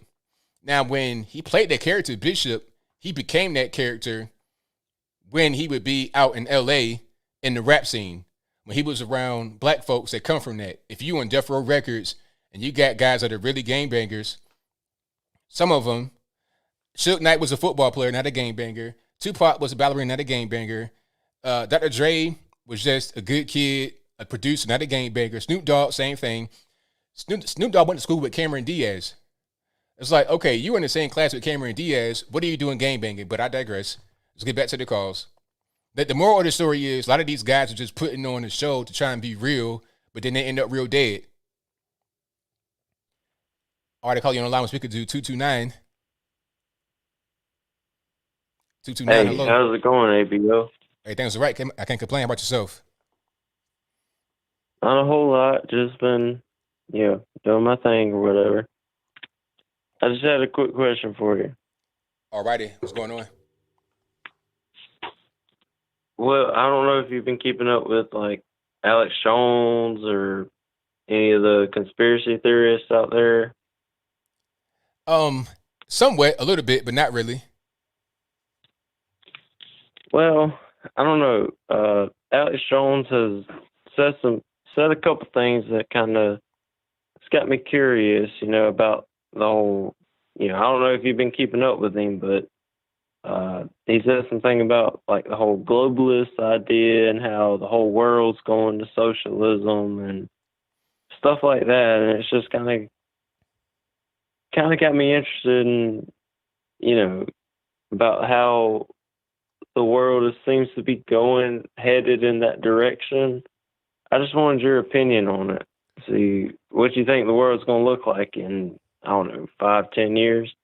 That's a good question. I think it depends on where you're looking at the world from, because the world is not just the United States or Europe. You got China, Russia, Africa, a lot of these places that are developing, places that are making moves. I think in 10 years, you're going to see more of a push for power from China. But the problem with China is that they're trying to artificially do this, and they may not have the human capital to be able to press forward. They may not have the ingenuity and the human capital to press forward. A lot of what they do rests upon us and what we do. A lot of their technology, they steal from us. A lot of the things that they operate, like they're dependent upon selling us things in their factories. They're not really buying them themselves. and it comes from our ingenuity. So I think they're going to make a big push for power, and they're going to gain some more because it's just what it is. They've made themselves, they've kind of brute forced it. And I think parts of America will look different than other parts of America. Maybe we could break up. Maybe there could be, if not necessarily a formal breakup, there could be one that's kind of like unwritten. Where if you go over here, it's going to be one way. If you go over there, it's going to be another way.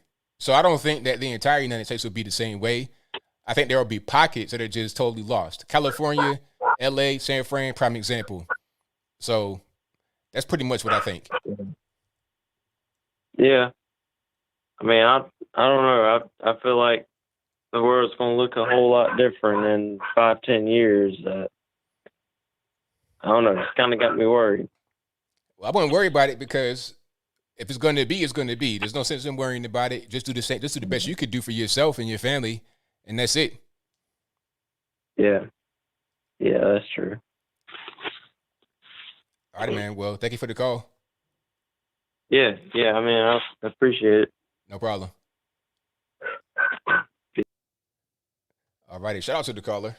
Yeah, I'm not really worried about it, but I think China will make a play to go forward for sure. That's what they have been trying to do, and I think they will try to do it more. 602, you on the line. Who am I speaking to? Speaking with Mike, brother. How about yourself? How you doing? Everything's right, man. Can't complain. So I just wanted to hit you up and let you know if I learned anything from my boy Snoop Dogg, that private security is the way to go. I can't have no body on my hand if these BLM supporters get at me. As the white man, they're going to lynch me first thing. Is that right? Yeah, they're gonna string me up like that guy in Texas, or I believe it was Texas, that had when the traffic was stopped by the BLM supporters, and you got the guys pointing a gun at him and you don't even know. And the cops ain't gonna do nothing. I can't end up like Rittenhouse. I really need to get me some black private security. That way if something pops off, because security, they do what the money tells them to do. The security, that's where they're getting paid. So I gotta protect my assets and everything that goes with that, the family. So private security, when the police don't do nothing, and then you're gonna get lynched as the white man, you're gonna get blamed for everything. Murder ain't the case they gave me. Let somebody else do the shooting. You know what? You got a good point there. You definitely got a good point. Thank you, brother. I'll catch you later. I appreciate the show. Thank you for the call, man. Appreciate you. All right, great call. Fantastic call. Let's get to some more. The number to call is 434-658-1220. 702, you're on the line. Who am I speaking to? Hi, my name is Benjamin Carter. All right, man. I got a little bit of noise in the background. Turn it down for me, please. Pardon? What did you say? I have noise in the background. Turn it down for me, please. Yeah, I'm in the other room now. You should be able to hear me pretty well. All righty. Hello? What's Can you happening? hear me? I hear you now. All right. I was just calling in to talk about what I personally think is there's definitely some type of socialist, communist, whatever you want to call it, and they're pushing it very hard. They're pushing it on our children. They're putting it in our movies. Even just the other day, Joe Biden quoted Chairman Mao, which is responsible for the deaths of millions of people, more than Hitler himself. But somehow he's being seen in a positive light. And the same with one of the head BLM people. Their book was compared to Chairman Mao's Red Book, and you could see it in her eyes how wonderful and how just she was so proud of herself that someone compared her to Chairman Mao, a man who, if you have any concept of history, is an evil person. He put his pride before his people. He thought he had the idea to move his people forward, and millions died, and he just kept going on with it for pride or whatever reason, and he wouldn't stop. And that's who inspires this woman. And it's not even just her. It's everywhere we look. It's being pushed so hard.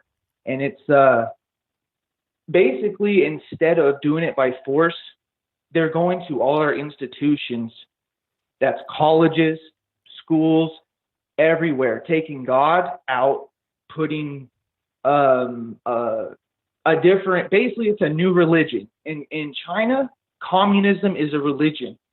It's not just, whatever. It's expected to be a religion, and it is ruled with an iron fist, and it is spreading.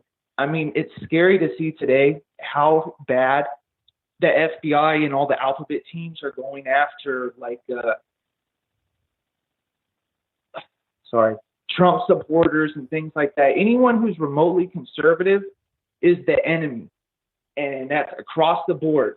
And it's crazy because they're even putting out woke ads now that is basically showing us where they stand, and it's really scary because this is our FBI, this is our military, this is they're basically telling us we're with the woke mob, and if you're not and you do something wrong, you're going to go to jail for a long time. And if you are with Antifa or BLM, it's no big deal. We'll bail you out. Just call the phone number. As long as you're with us, we'll get you out of jail. And it's really scary, a scary thing. I know that was a rant, but I need to let you rebuttal at least a little bit, I guess. Nah, man, I see where you're coming from. There was a lot there, man. I think you pretty much covered it. I don't have much to add, man. I think you pretty much covered it. But I think that there is a way to fight back from all of this. It's not just the end. We can fight back against it, and that's what it's going to have to be. But the thing is, they want us to go crazy. They are so upset that it wasn't an armed insurrection like they claimed it was, because if that was the truth, they would be attempting to take our guns right now, and that really shows the restraint of our side, because we all have guns. Come on now, we all love the Second Amendment. As far as I know, nobody brought a firearm into that building. And if they really wanted to do something serious, they would have been fully armed. They all had weapons, but they did not bring them. And that shows a lot of restraint. And if they would have done that, we'd be looking at But besides that, it was a setup. They wanted to put those gates up regardless.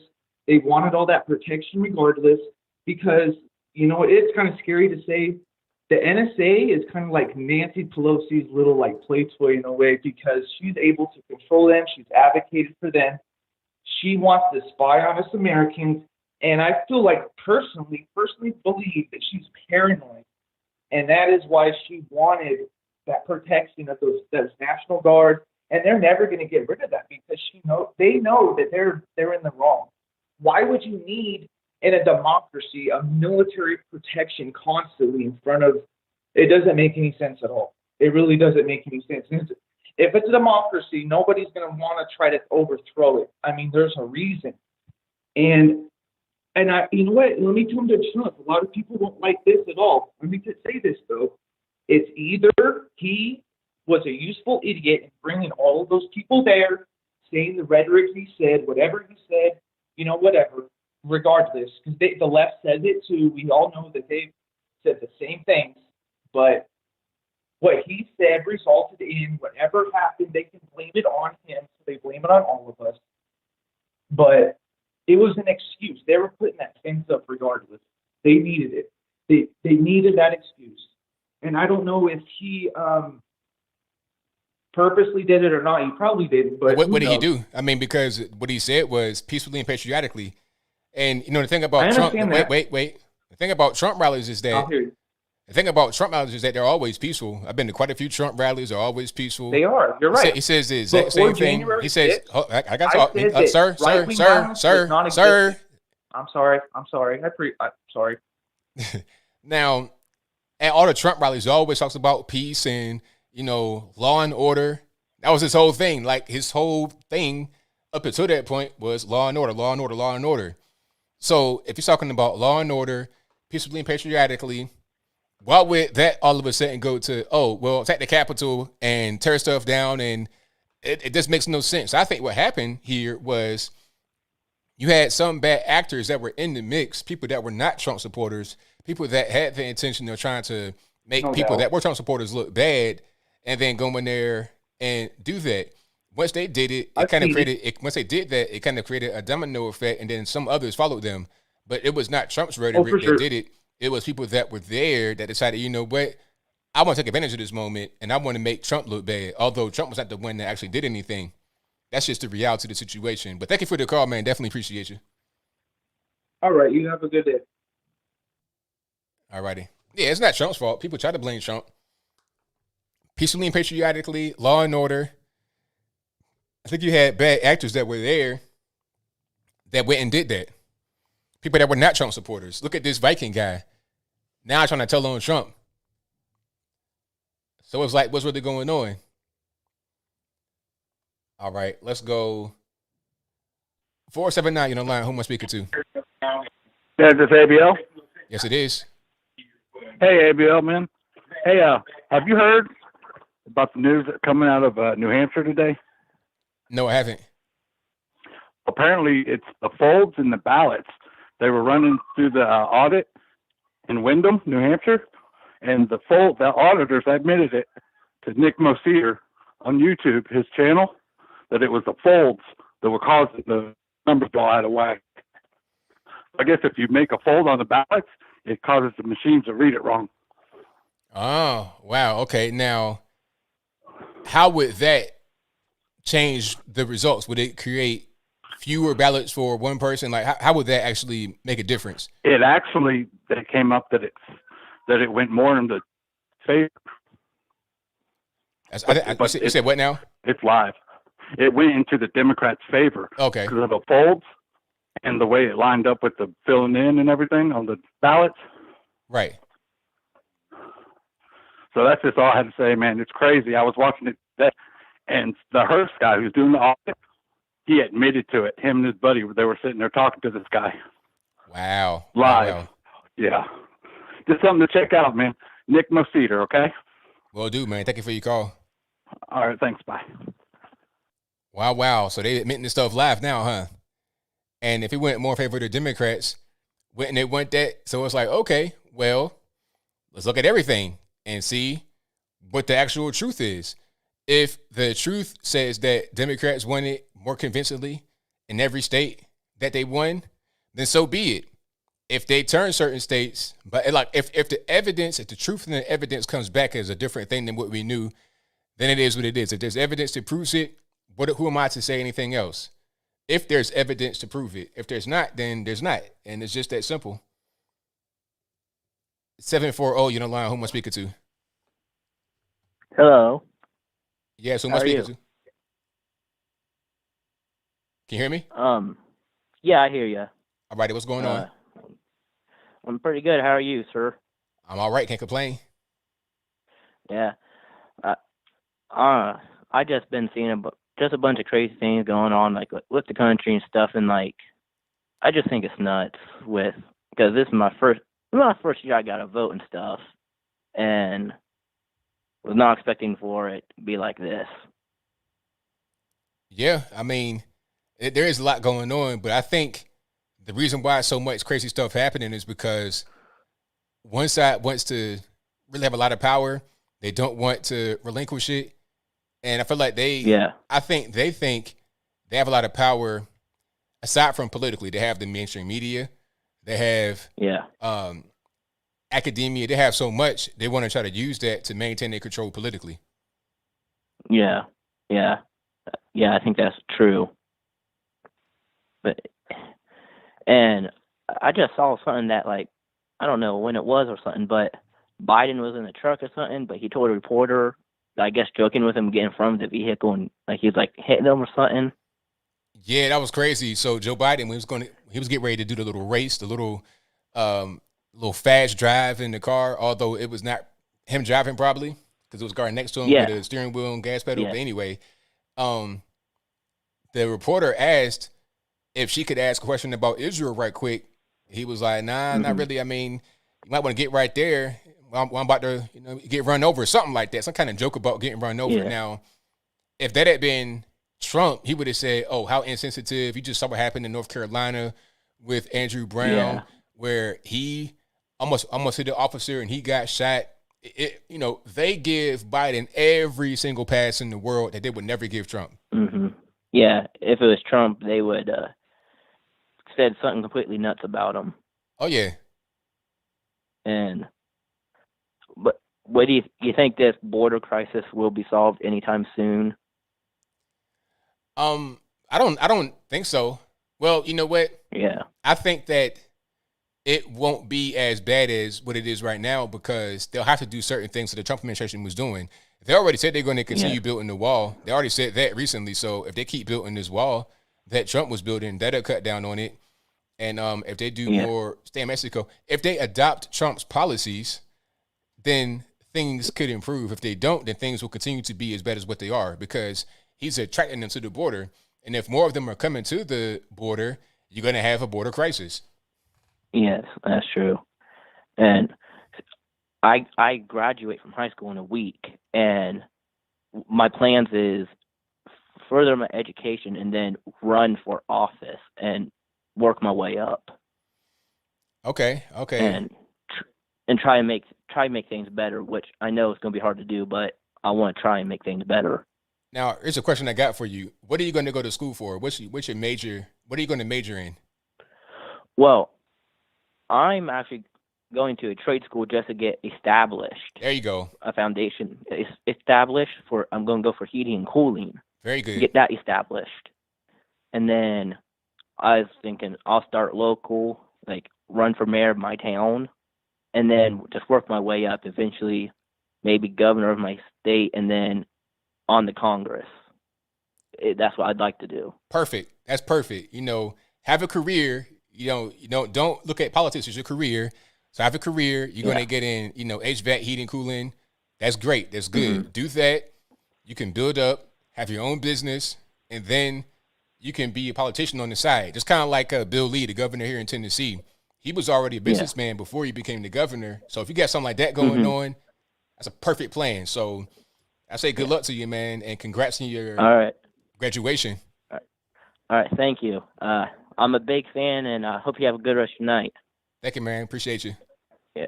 All right. Bye. Yeah, that's perfect. Perfect plan. Because when he said, okay, I'm going to graduate, and then politics, I'm like, wait a minute, hold on. What are you going to do? And then he said trade school. I'm like, yes, thank you. Perfect. I don't know his name. He could have X, Y, and Z name, heating and cooling of X, Y, and Z town, build that up, become like, have a, owner op, do subcontracting, have employees. And then, you know what? I've built myself in this area, in this town, in this county, in my state. People know who I am. They know my name. I have a great name. Now I'm going to become the mayor. And I already got my business running on autopilot. I'm going to give my time I don't have to give to my town. Perfect.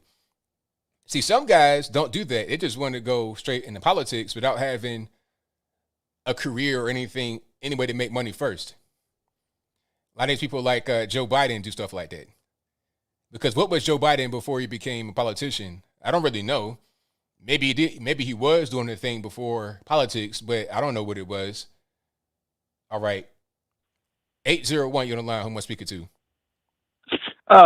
Chad. I was been listening to the show and stuff, and there's something I've been thinking about off and on. What do you think the odds are that if the Republicans actually manage to take the House and the Senate, which it does look like they may very well do that, what do you think the odds are that they may push for a 25th Amendment removal of Biden? Oh, wow. That's a really good question. I don't know. I don't know if they're going to try and do that. I think if they were to do something like that, there needs to be like a smoking gun, something very obvious that he did. It's like, okay, this guy's not fit. The way he's looking right now, he's looking like pretty slow and kind of, just not as sharp as he was. That's clear. Everybody can see that.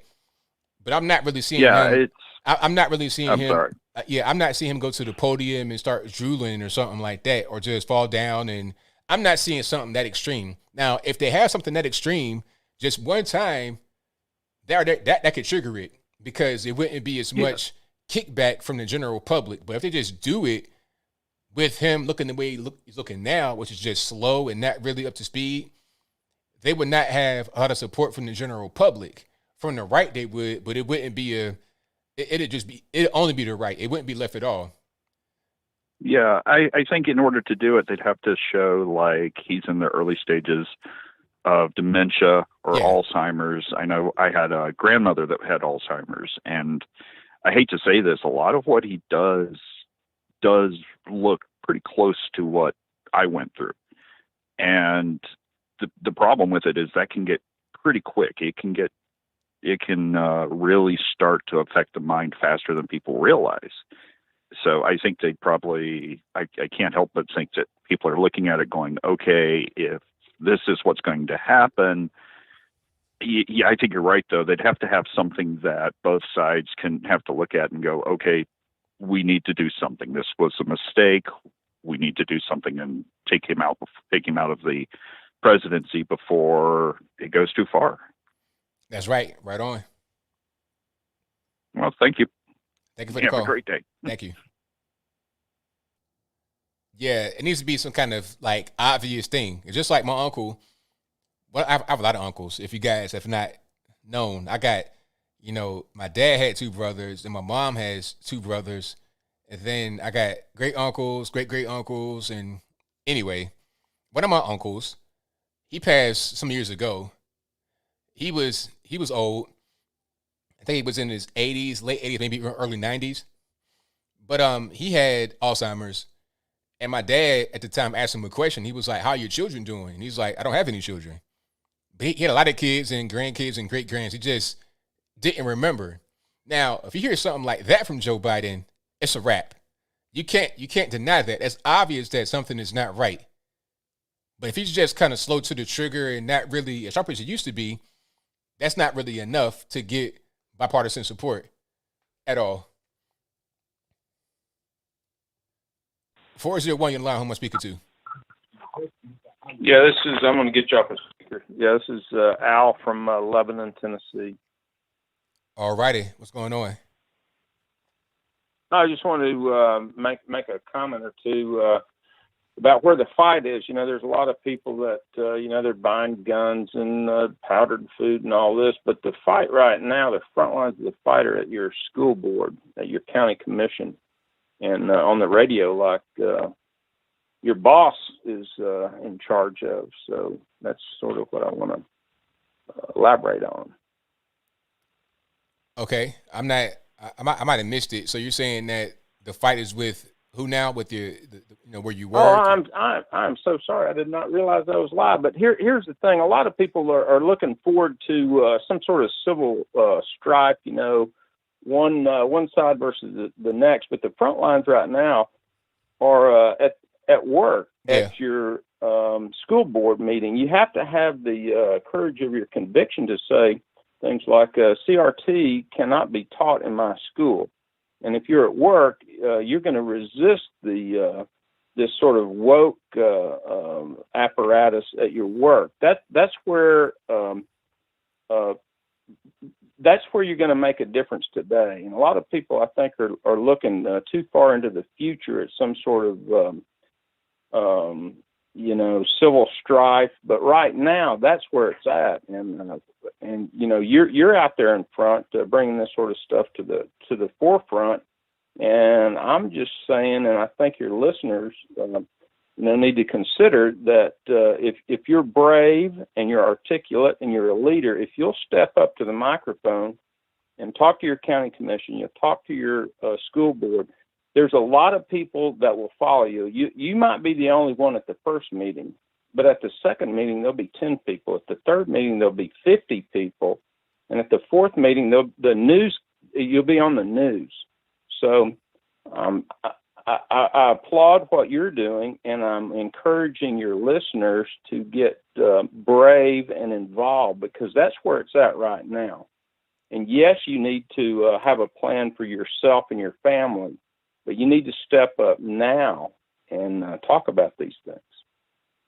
Right on. Very well said. All right, man. I appreciate everything you do, buddy, and thank you very much. Thank you for the call. Appreciate you. Great call. Very well said. It's got to be us. It's got to start at a very small level, and it has to be a thing that's nationwide, not just one little town here, but one little town here and here and here and here and so on and so forth, to the point where they can't ignore it, and it's just going to be a nationwide phenomenon that starts right where you live. You can live in the big town, small town, whatever, it doesn't matter.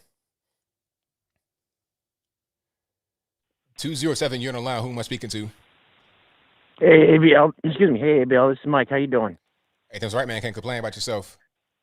Not too bad. Not too bad. Weather's getting nice up here in Maine, so I can't complain. All righty. So, got a couple things I want to mention to you. So, you're talking about that thing. The media is throwing cover for Joe Biden all over the place. So, that thing with the pickup truck where there was clearly a Secret Service guy driving, with two steering wheels, like you said. Right. So, I saw all these articles.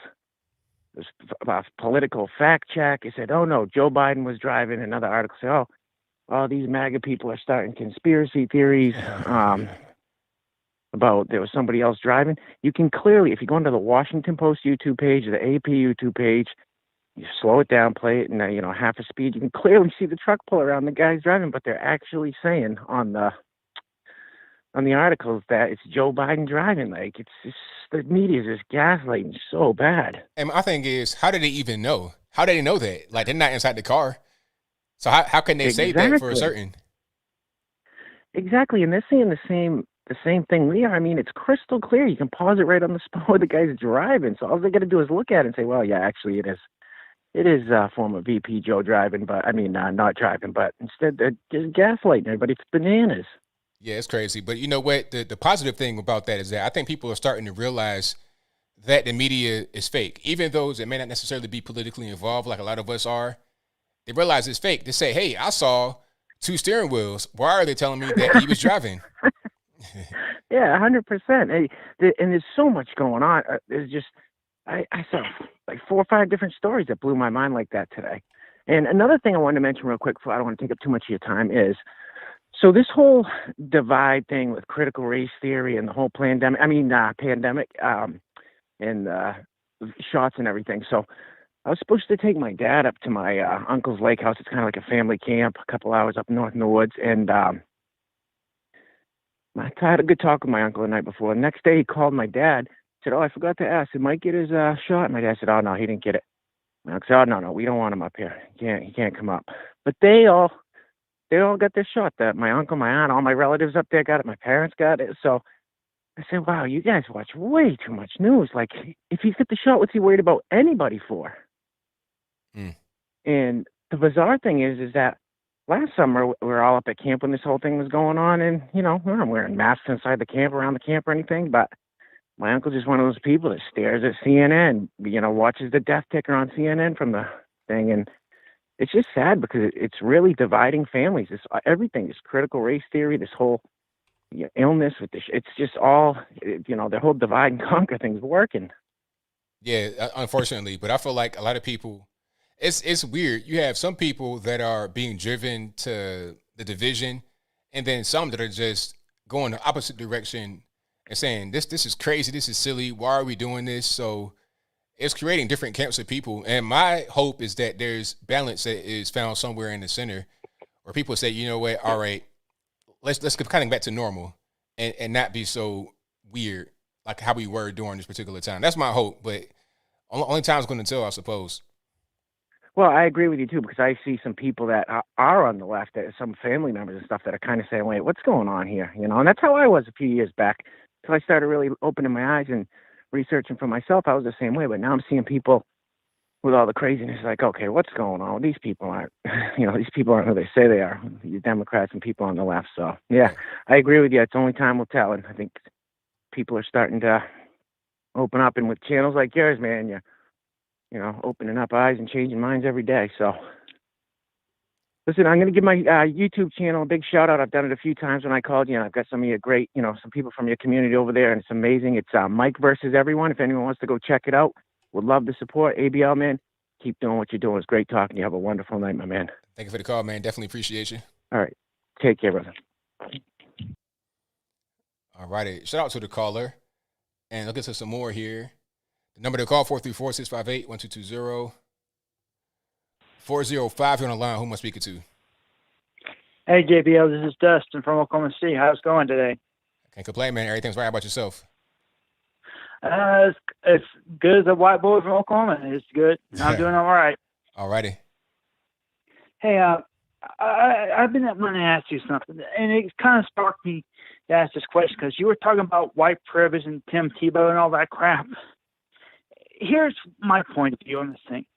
There is no such thing as white privilege, okay? And here's why I think it doesn't exist.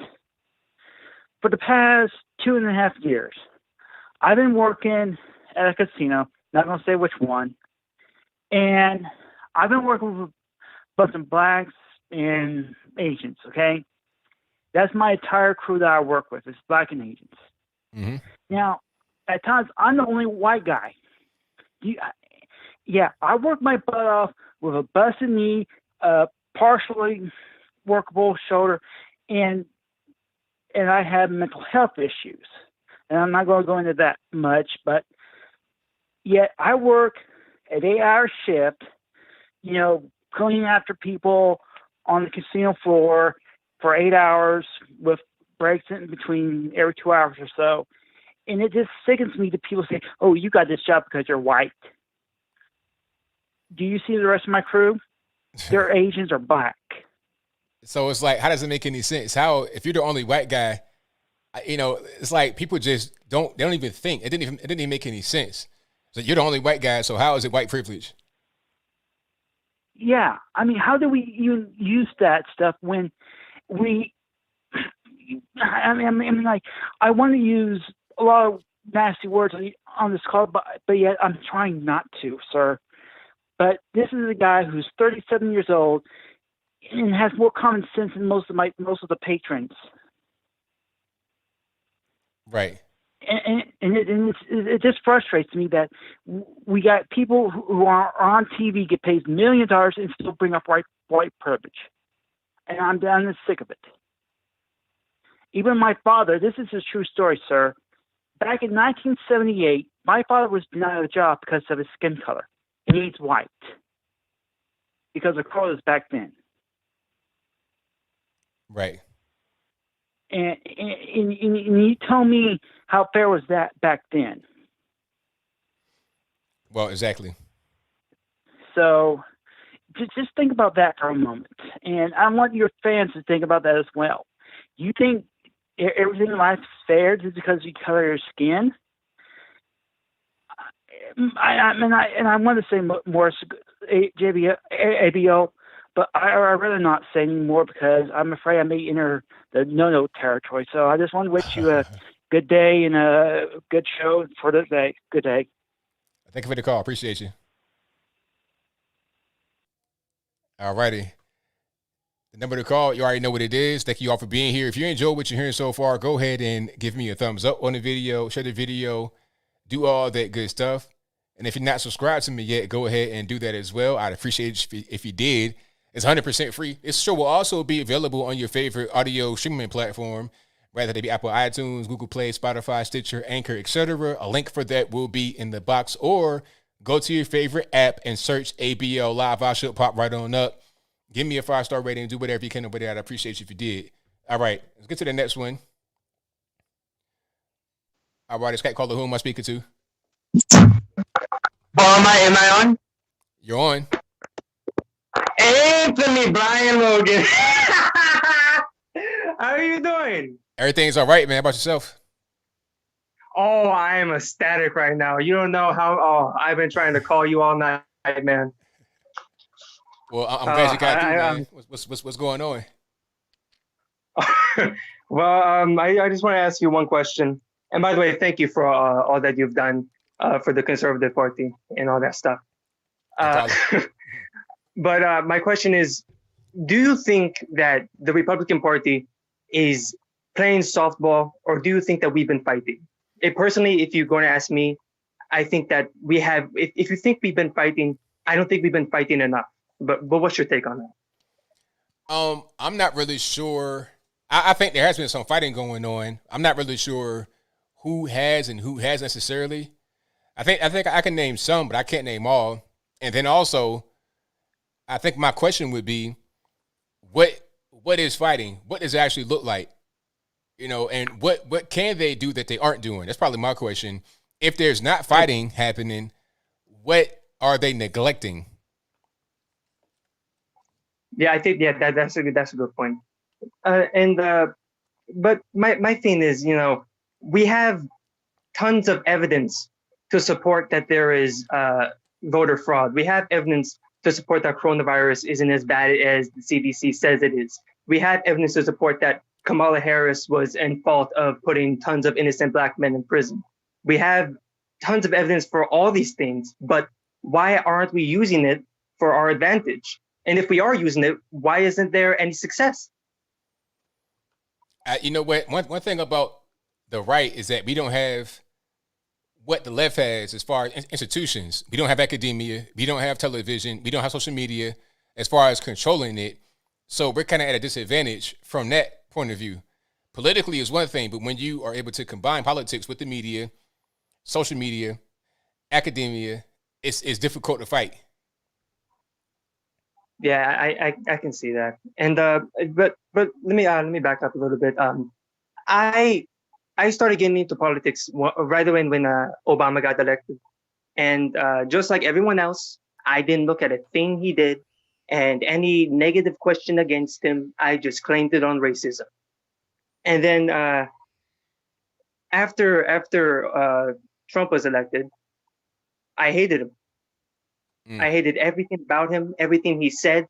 And then I discovered you. I discovered Officer Tatum.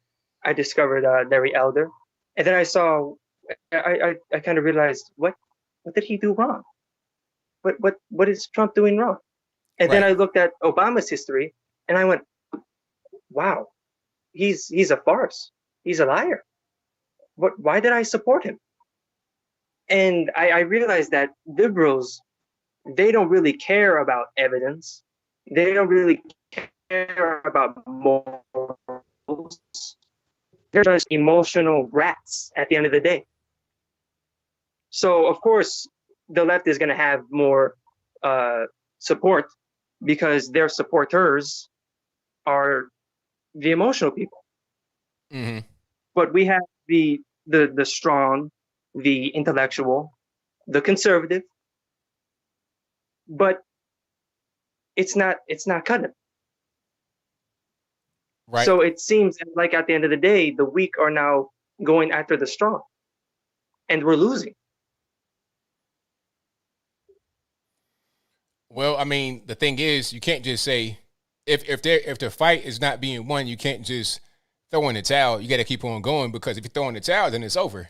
Then there's no hope. But you got to keep on fighting, and it's going to be an everlasting thing. It's going to be ongoing. There's never going to be an end to the fight. It's always going to be a fight. So there could be swings in it. You could be losing at one point, winning at one point, and back to losing. That's just how it is. Just like under Trump, there were a lot of victories, a lot of success. And then when Biden comes in, a lot of the things that we did that we were winning that, we were going the other direction. The border, the economy, et cetera. You're going the other direction. But like I said, it's always going to be a continuous battle that can't ever cease. I guess you're right, man. And the whole Israeli and Palestinian thing, I'm not surprised at all. We live in a Judeo-Christian country, so I'm not surprised at all that America is being involved in a spiritual battle all the way in the Middle East. But all we can do is just see what happens, and if Israel is at a point of no return, we help it out. Well, we'll see. You agree? I mean, I'm not really for foreign intervention, honestly, for any country, but it depends on the situation. Like I was saying earlier, I feel like a lot of these things that we get involved with overseas is for social political purposes. It's not necessarily for a moral thing, because if that were the case, then we will fight everybody's battle. Yeah, that's true. Man, you really just cut through all my questions, didn't you? That's what I do, you man. really cut through questions. That's why I like you. That's why people like you. Well, this was a very educational talk with you, Anthony. My name is Joshua, by the way. I'm from Wisconsin. And you live all the way in Tennessee, right? That's right. That's right. You know, I like this. I really do like this. You know, a Hispanic man talking to a black man that lives in Tennessee about the problems in America, and we don't have any dispute over race. Nope, man, that's the way it should be. You should be able to talk to somebody and not have to be this weird thing about race and all of that. Talk about the issues and have that be that, man. But hey, thank you for your call. Definitely appreciate you. I definitely appreciate you too. You have a good day. All right, now. Great call. That's the way it should be. Everybody get along, talk about issues, not really about race this, race that.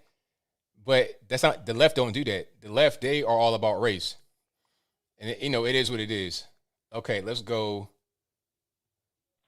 561, you're on the line. Who am I speaking to?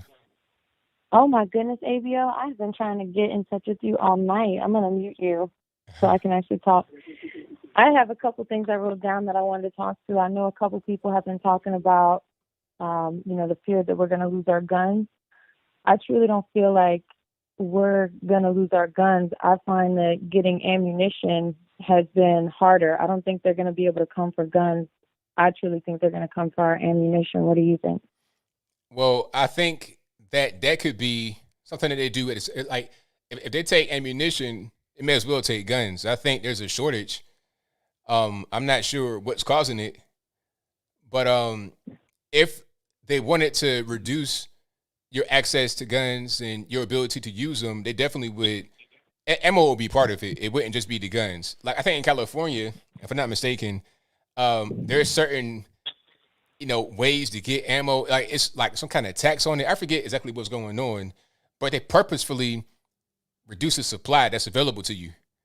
So that's definitely an issue alongside the weapons. Also in California, short magazines, I think 10-round mags right there and 30-round mags on a rifle. So all of that is all part of gun control. Right. Well, I'm actually here in Florida, and I know people who make their own ammunition, and there's just pieces like the primers. You can't even find primers anywhere, and when you do, like a box of 100, which used to be like $19, is going for $300-400. Wow. And it's starting to make me think like maybe they're not going to come for our guns because that would be too hard to push through. That they're making it almost as if, instead of the guns, they're looking at more reducing our ability to make or find ammunition. That's kind of something I noticed. Yeah, I mean, that's a good point. That's a really good point. Also, another thing that I wanted to say that really caught me off guard is I feel the military is really starting to become woke. I'm actually in the Navy. And a couple months ago, we had a whole 3-hour stand down from everything that we did to discuss how to spot white supremacy within the military. And I was so surprised that, when they gave the definition of what racism is, you could say that Black Lives Matter falls under that same category, but we're having a whole conversation Navy-wide to spot white supremacy. It's just surprising me that even wokeness is starting to hit our military. Yeah, it's really crazy. And I just don't understand the purpose, because the military is one place where that definitely shouldn't be happening, because you need to be prepared to defend the nation. It's not about, who's woke and who's in a safe space. It shouldn't be about that. But I think part of it is is academia raising these kids basically to be woke. So when you're bringing in new recruits, you're going to get some of the wokeness. But that shouldn't be part of it. You shouldn't be encouraging the wokeness. You should be trying to deprogram. If anything, if you're getting some of these woke kids, you shouldn't be embracing that. So that's really unfortunate to see. Right. I could understand if we had a discussion about how to spot racism, but, during this whole discussion, all the cases that were being used, again, were allegedly, meaning to me, I take that as we haven't even fully prosecuted it. But they were using situations like, this particular service member was found with white supremacist, stuff on their laptop and an arsenal of guns. It just seemed like even though they were having to stand down to try to make it as if we're trying to help you see racism, and if you see something, say something, everything without being direct was pretty direct to searching for white supremacy. Like, what is a Nazi? What is this? And it just was so shocking to me that I'm sitting here having to take 3 hours out of my time, and this is a Navy-wide stand down to go over how to spot and, point out a white supremacist. That totally caught me off guard. Yeah, I'm right there with you.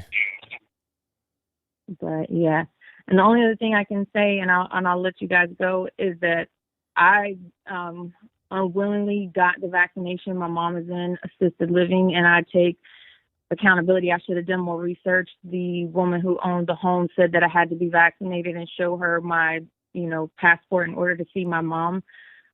When I got that vaccination, I'm a young, healthy female. I ended up in the hospital. Like, when I tell you, the very next day I was paralyzed. I was unable to move. Oh no. It was terrifying. Yes. So everywhere I can put it out there, I tell people, please don't get this vaccine. I know we hear about it and we see all the videos and everything like that, but from someone personally that's actually had this vaccination, I ended up in the hospital because I woke up with paralysis the next day after my second Pfizer shot. You know what? So The same don't thing. do it. The same thing happened to Eric Clapton. He had the shot. The first shot, he was feeling bad or whatever, but he was told, hey, it's safe, it's fine, there's no problem. He got a second shot, and then his hands and feet were paralyzed for I think 2 weeks. He couldn't move them at all. He was pretty much useless for 2 weeks. So, yeah. Yes, my whole body. Like, I woke up and I was unable to move and unable to speak. And when I went to the emergency room, they tried to tell me I had an anxiety attack and told me I needed to go see a psychiatrist, that I'm having some kind of anxiety issues. And I said, there's no way that you can tell me that was anxiety, to be lucid and awake and unable to physically move or speak for 30 minutes. Like, it was terrifying. And I don't know what it is, and I wish I wouldn't have got it, but we can't go back in time. But to those who have not gotten it or on the fence or just think, oh, whatever, please just don't do it. I would highly recommend just continue to wash your hands and go about your business as normal. It's not worth it. Right on. Well, hopefully you're doing better now. I am doing better, yes. I appreciate you asking, but thank you for everything that you do. I appreciate you getting the word out there. I watch your show regularly and just appreciate everything that, you and every other conservative is doing to just, bypass what we're seeing on regular TV, because that's garbage. You guys are truly putting the facts out there. You guys are the true heroes. Well, thank you for that. I appreciate you. All right. You have a good evening. Wow. That's crazy. Absolutely crazy. Now, I'm going to put up the Eric Clapton article. So it's not me making it up. This is going to be rollingstone.com. It's billboards everywhere. And here is, I got two articles I'm going to put up. I'm going to put up this one first. And this one says, Eric Clapton's anti-vaccine diatribe. That's what they wanted to call it, because they call him an anti-vaxxer, basically. And Eric Clapton's anti-vaccine diatribe blames propaganda for disastrous experience. Okay. Let me see if they get down to it. I took the first jab of my AZ AstraZeneca straight away and had severe reactions, which lasted 10 days. I recovered eventually and was told it would be 12 weeks before the second one. But then he got it in 6 weeks. Red flag right there. The first red flag was you had a reaction to the first one. You went ahead and got the second one. They said, wait 12 weeks. 12 weeks? I mean, what I got to wait, 3 months? Why? To get a second shot? But just in about a month and a half, he got another one. So then he got the other one, and the reactions were disastrous. My hands and feet were either frozen, numb, or burning, and pretty much useless for 2 weeks. I fear I will never play again. I have peripheral neuropathy, and I should never have gone near the needle. But the propaganda said the vaccine was safe for everybody.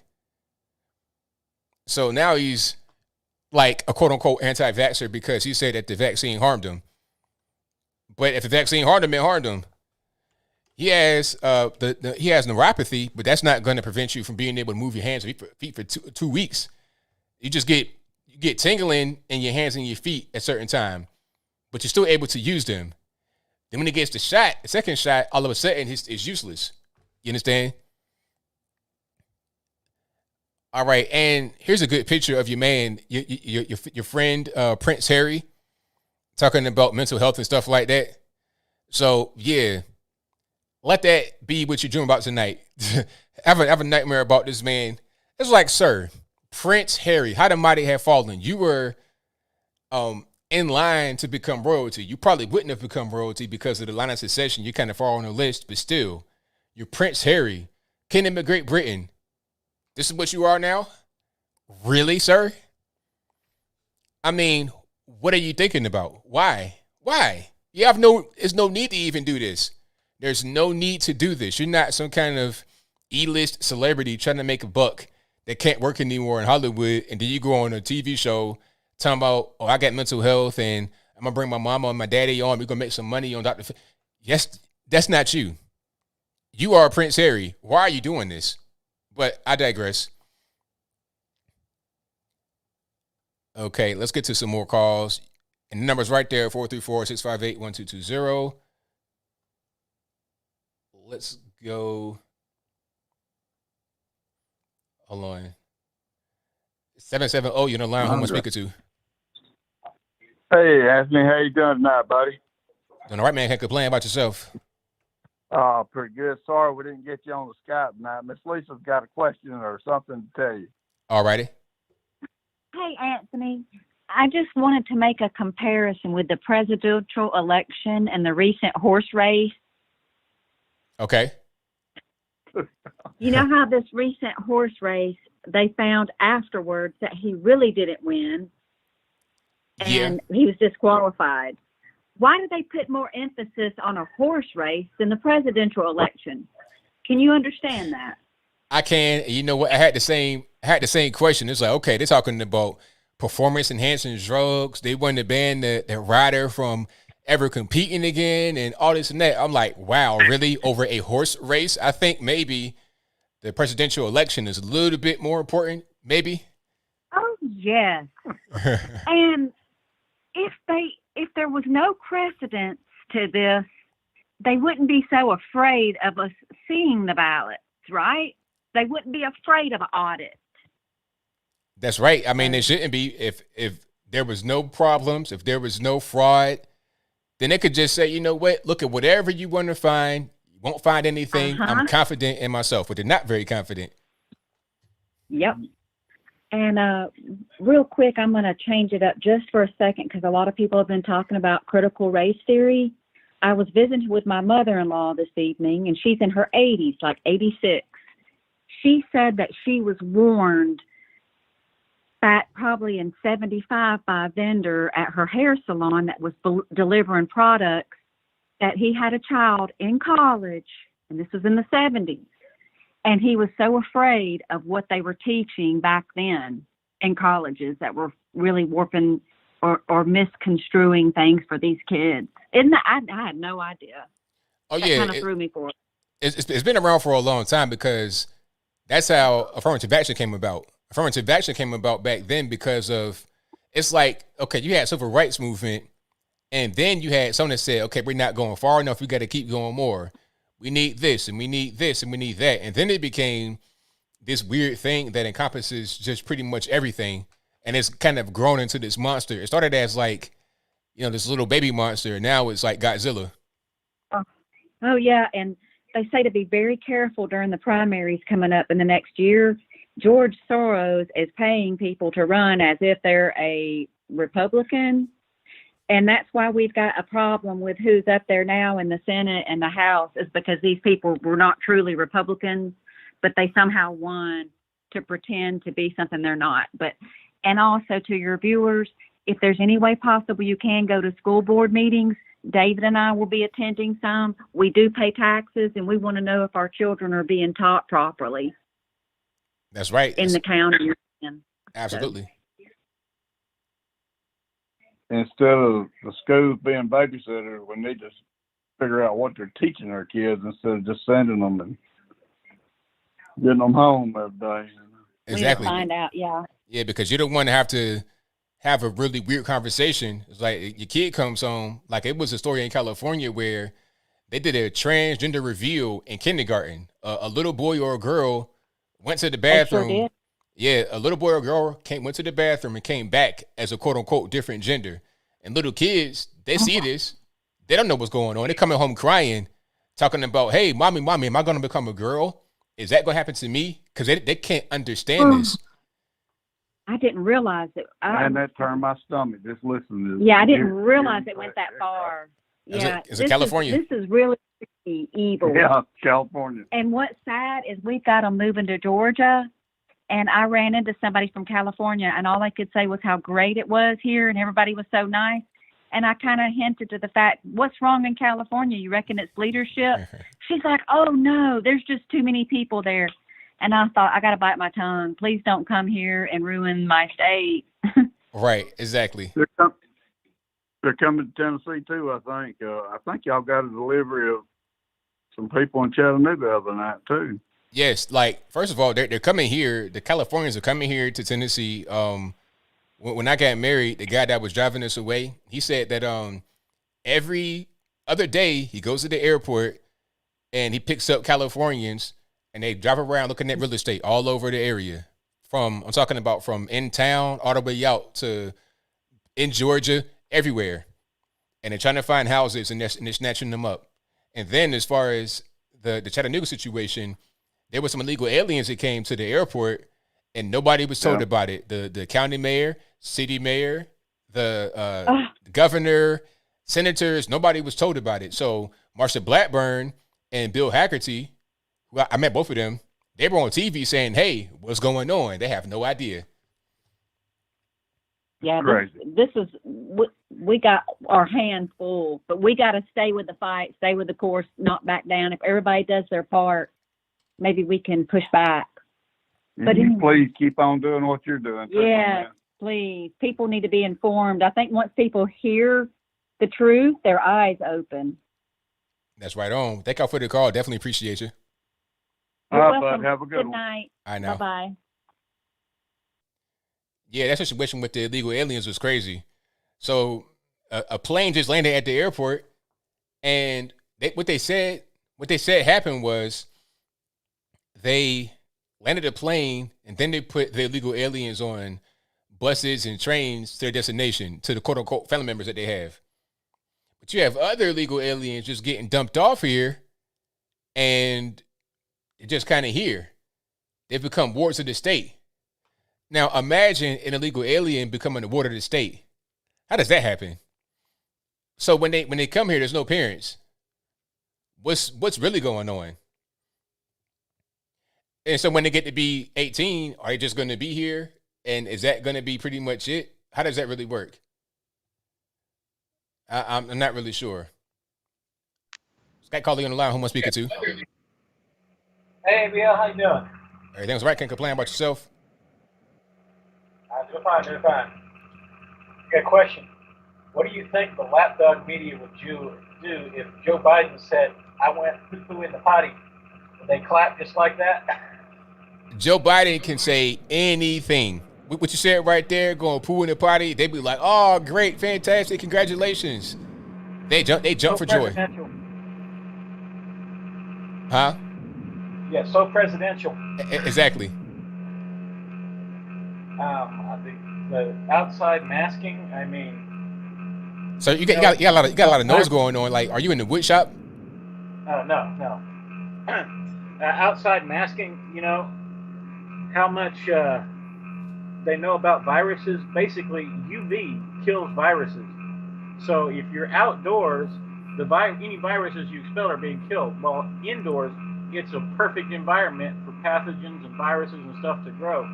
So being locked down inside is one of the worst things that you can do. You need to get outside, you need to get exercise, you be out in the sunlight, and that's what you need. And wearing a mask with your exercise just doesn't work. I don't know how they ever sold that to anybody, but then people have no clue about viruses. Yeah, and you know the thing about it is, the funny part is that Anthony Fauci said that masks could be seasonal. But when Trump said that once it gets hot, the virus wouldn't be a big deal, he was crazy when he said that.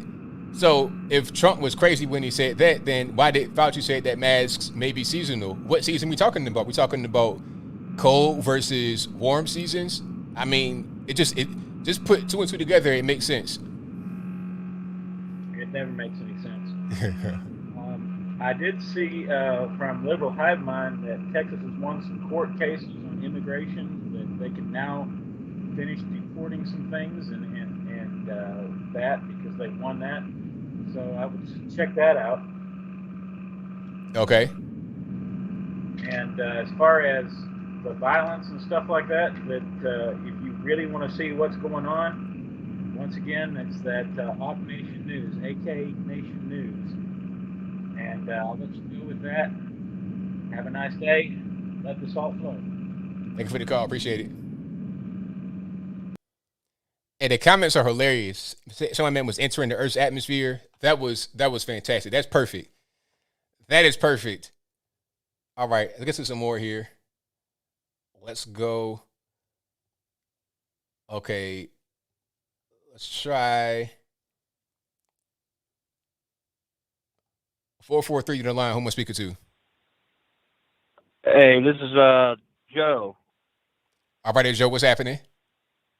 Oh man, I just wanted to call in because I've been listening to the show, and a guy had called in about people basically accusing him of white privilege and everything. You know what? Do yourself a favor. Go get you some cards made up that actually say white privilege card on it, signed by President Donald J. Trump. And every time somebody gives you shit about it, just hand them one. Say, No cussing. No cussing. Oh man, I'm sorry. I can't help it sometimes. It just slips out of my mouth. But just let that stuff roll off. All right. If somebody comes up to you, just don't even engage with them. It's not even worth the trouble of talking to people that are like that, because they're ignorant themselves. They're going to be ignorant. Just let them go be ignorant by themselves. You know what I'm saying? Right on. The other thing was there's all this money and stuff that we're sending overseas and whatnot.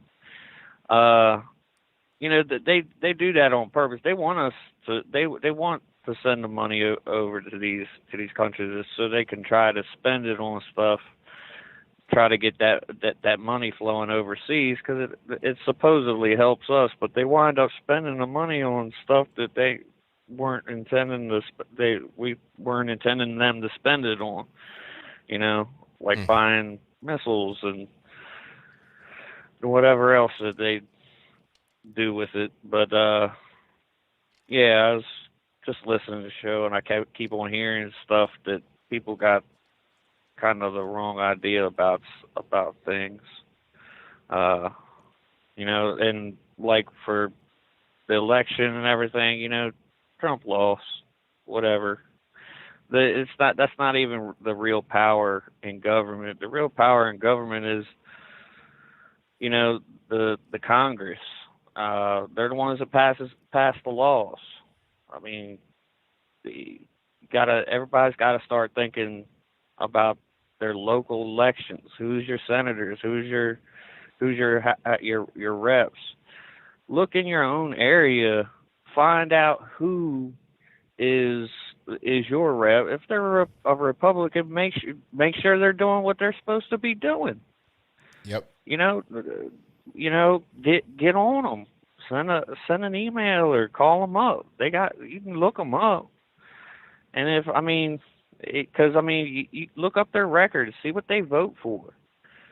Like you're just saying that January 6th committee, as stupid as it sounds, they got to kind of investigate on everything anyway. But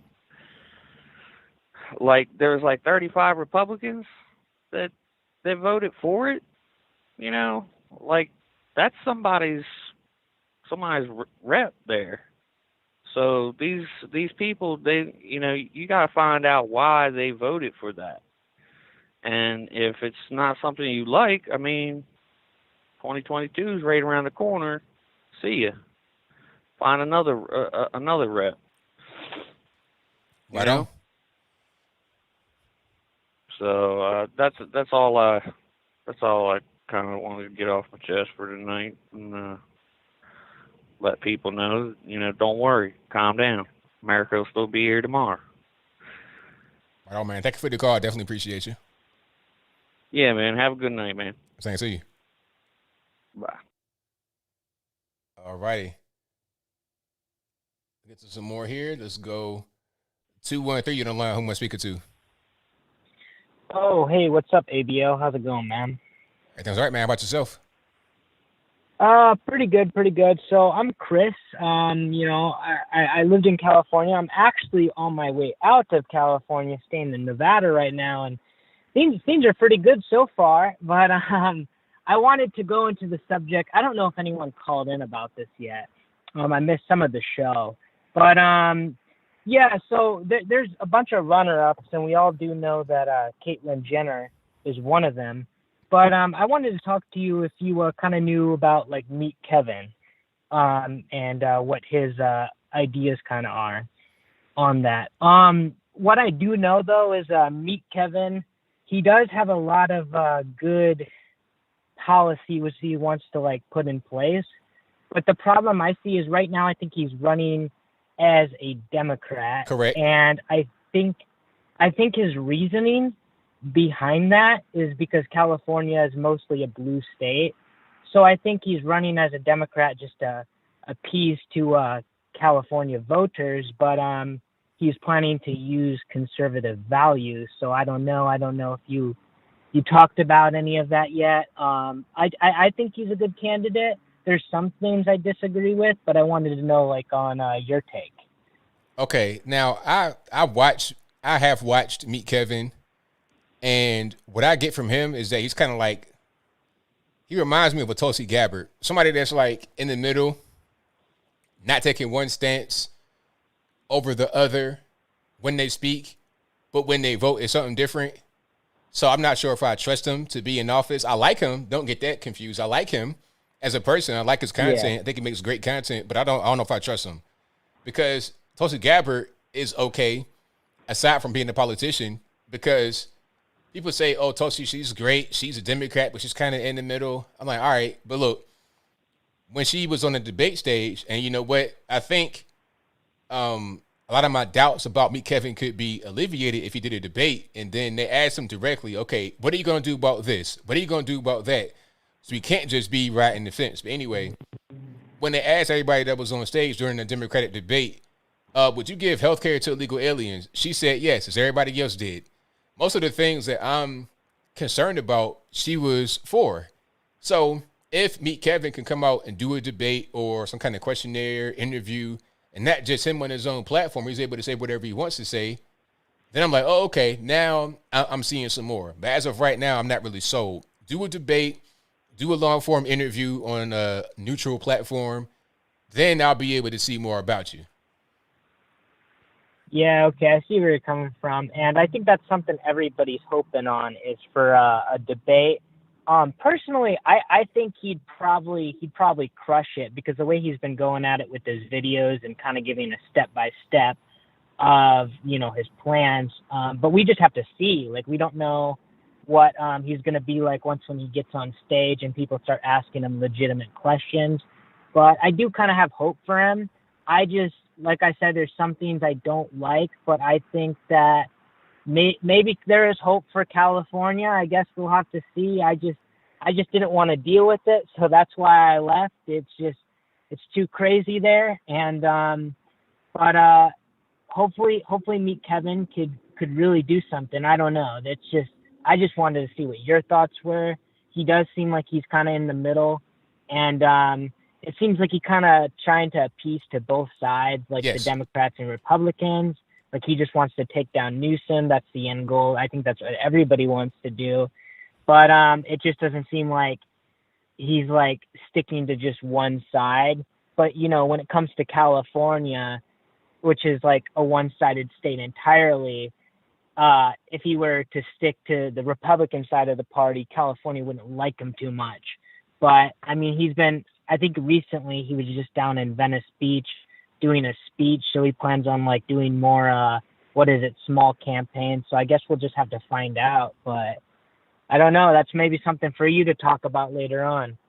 Right on, man. Well, thank you for the call. Definitely appreciate you.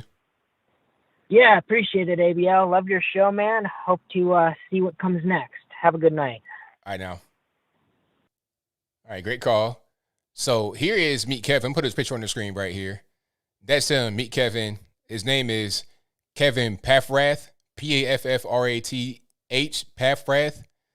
But his channel is called Meet Kevin. And what his channel originally was doing like real estate in California, if I'm not mistaken. So he's a big real estate guy, has a lot of real estate. He talks about how to manage tenants and things of that nature. And then when I think the election happened, I forget exactly when he changed, but what happened was he started covering the stock market when all the stuff with when everything started blowing up, when Robin Hood was going through their drama, he was covering that a lot, and then he started covering the stock market a lot. So what he would do is you see him live on YouTube covering the news, and then he would give political opinions in that. Because you're watching the news, you're going to see political stuff. So from there, he's like, okay, you know what? Forget it. I'm going to run for governor. Now, you know what I want to see? No cap, as the cool kids say. I'm an old man, but I'm still young. But anyway, I want to see Meet Kevin debate Bruce Jenner. Caitlyn Jenner. I got to give them their appropriate name. I don't want to, what they say, dead name. Anyway, let me get Kevin and Bruce, have them debate, and then we'll see who is talking about what. Now, I already know that Kate, Big Bruce, whatever, I know that they have opinions that I'm not with, talking about amnesty. No, sir, ma'am, Sam, whatever.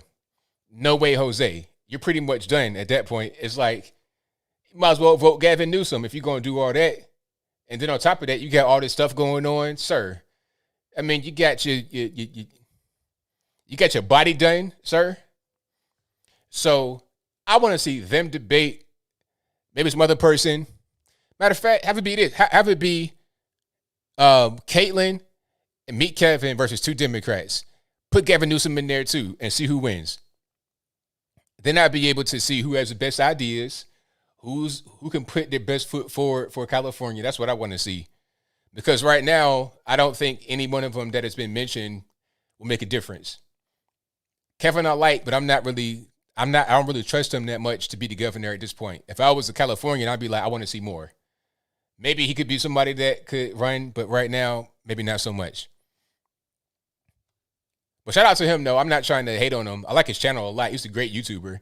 I'm subscribed to the channel, and at one point, I was a paid member. But I stopped watching it, so I didn't have a lot of time to watch it because he do so many live streams. But yeah, I was a paid member. I watch it. I'm still subscribed to this day. So shout out to him. All right. Okay, 527, you're on the line. Who am I speaking to? I'm calling ABL. You're speaking to me. What's happening? Hi. I just wanted to say my husband and I, we really like you very much, and we watch you all the time, and we love your show. We're Canadians, and we live part-time in Mexico, and however, we follow you from everywhere, and your views on things, we're enjoying your news. It's very clear, and of course, we have a lot of people around us who have missed the real news or are missing things about what's going on. And as Canadians, we have our own problems with our censorship and so on. And we go back and forth on good things and bad things, and I wish there was more good things to be talking about, between us. Right on. I mean, it should be more good things to speak on. It shouldn't just be this negative news cycle that dominates the media. Yes, and I'm so tired of not getting enough of the right stuff, and our children are following through with this brainwashing. And I was a teacher, and I retired because 10, 15 years ago, I saw all of this happening. And it was really tearing me apart. And finally, I did retire, and I'm seeing all of this come to fruition in the worst way through legislation and these crazy super woke people. And I could tell you stories. I would hate to have to go there, but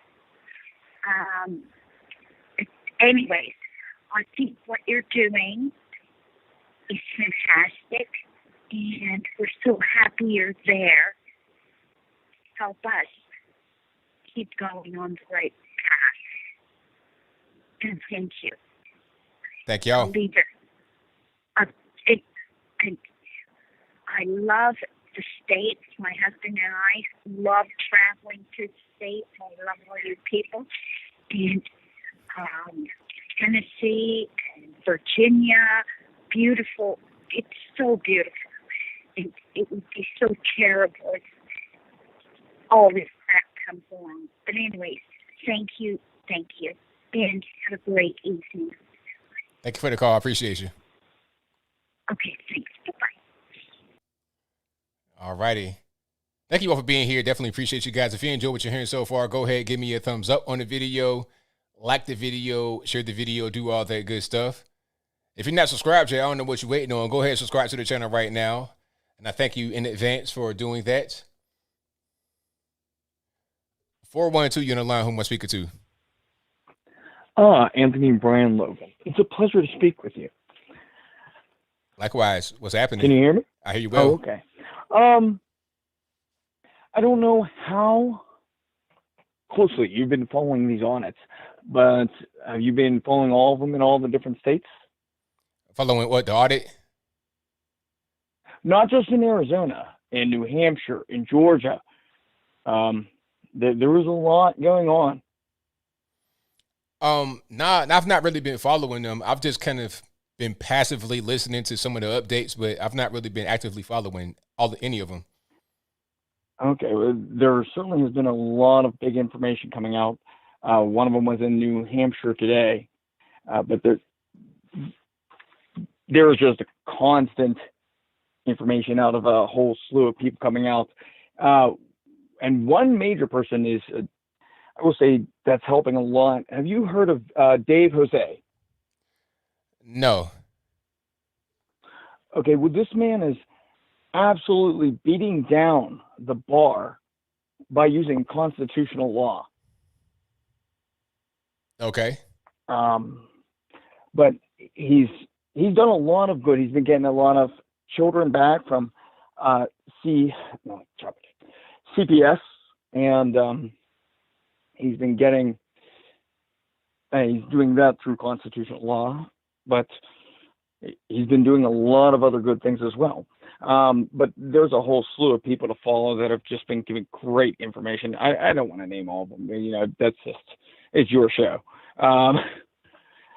But with that said, it is funny that it's ironic that the left pushes so hard against the right and saying that we're so racist, and yet some of the most influential people coming out are either black or Hispanic or, of any other race. there's a man be Hizzy. This kid is 18. I'm sorry, I didn't mean to name drop somebody, but he's 18 years old. He just graduated.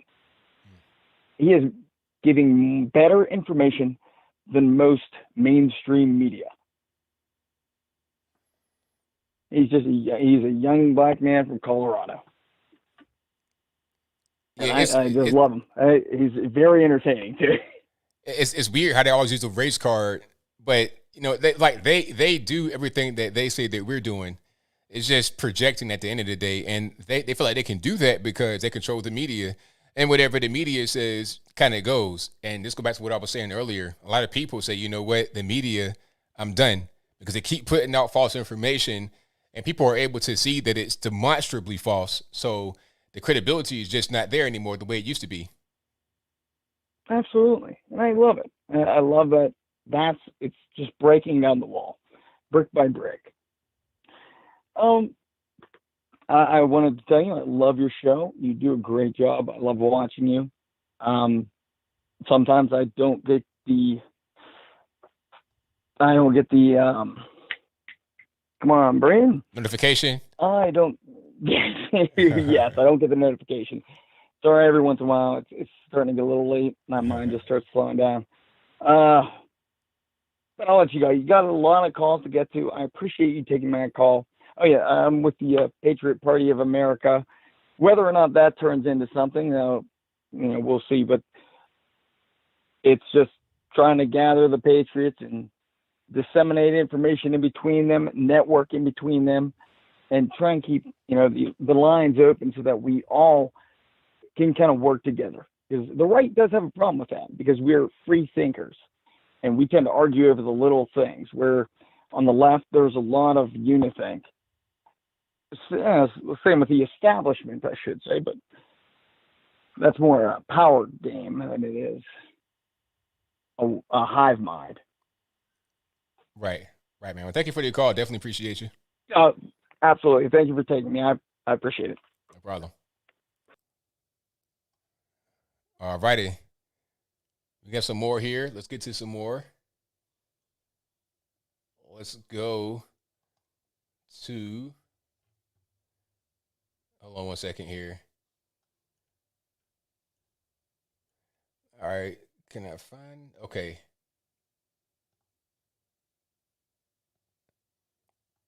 All right, call you online. Speaker to 717. I'm sorry. James, Pennsylvania. How are you doing, ABL?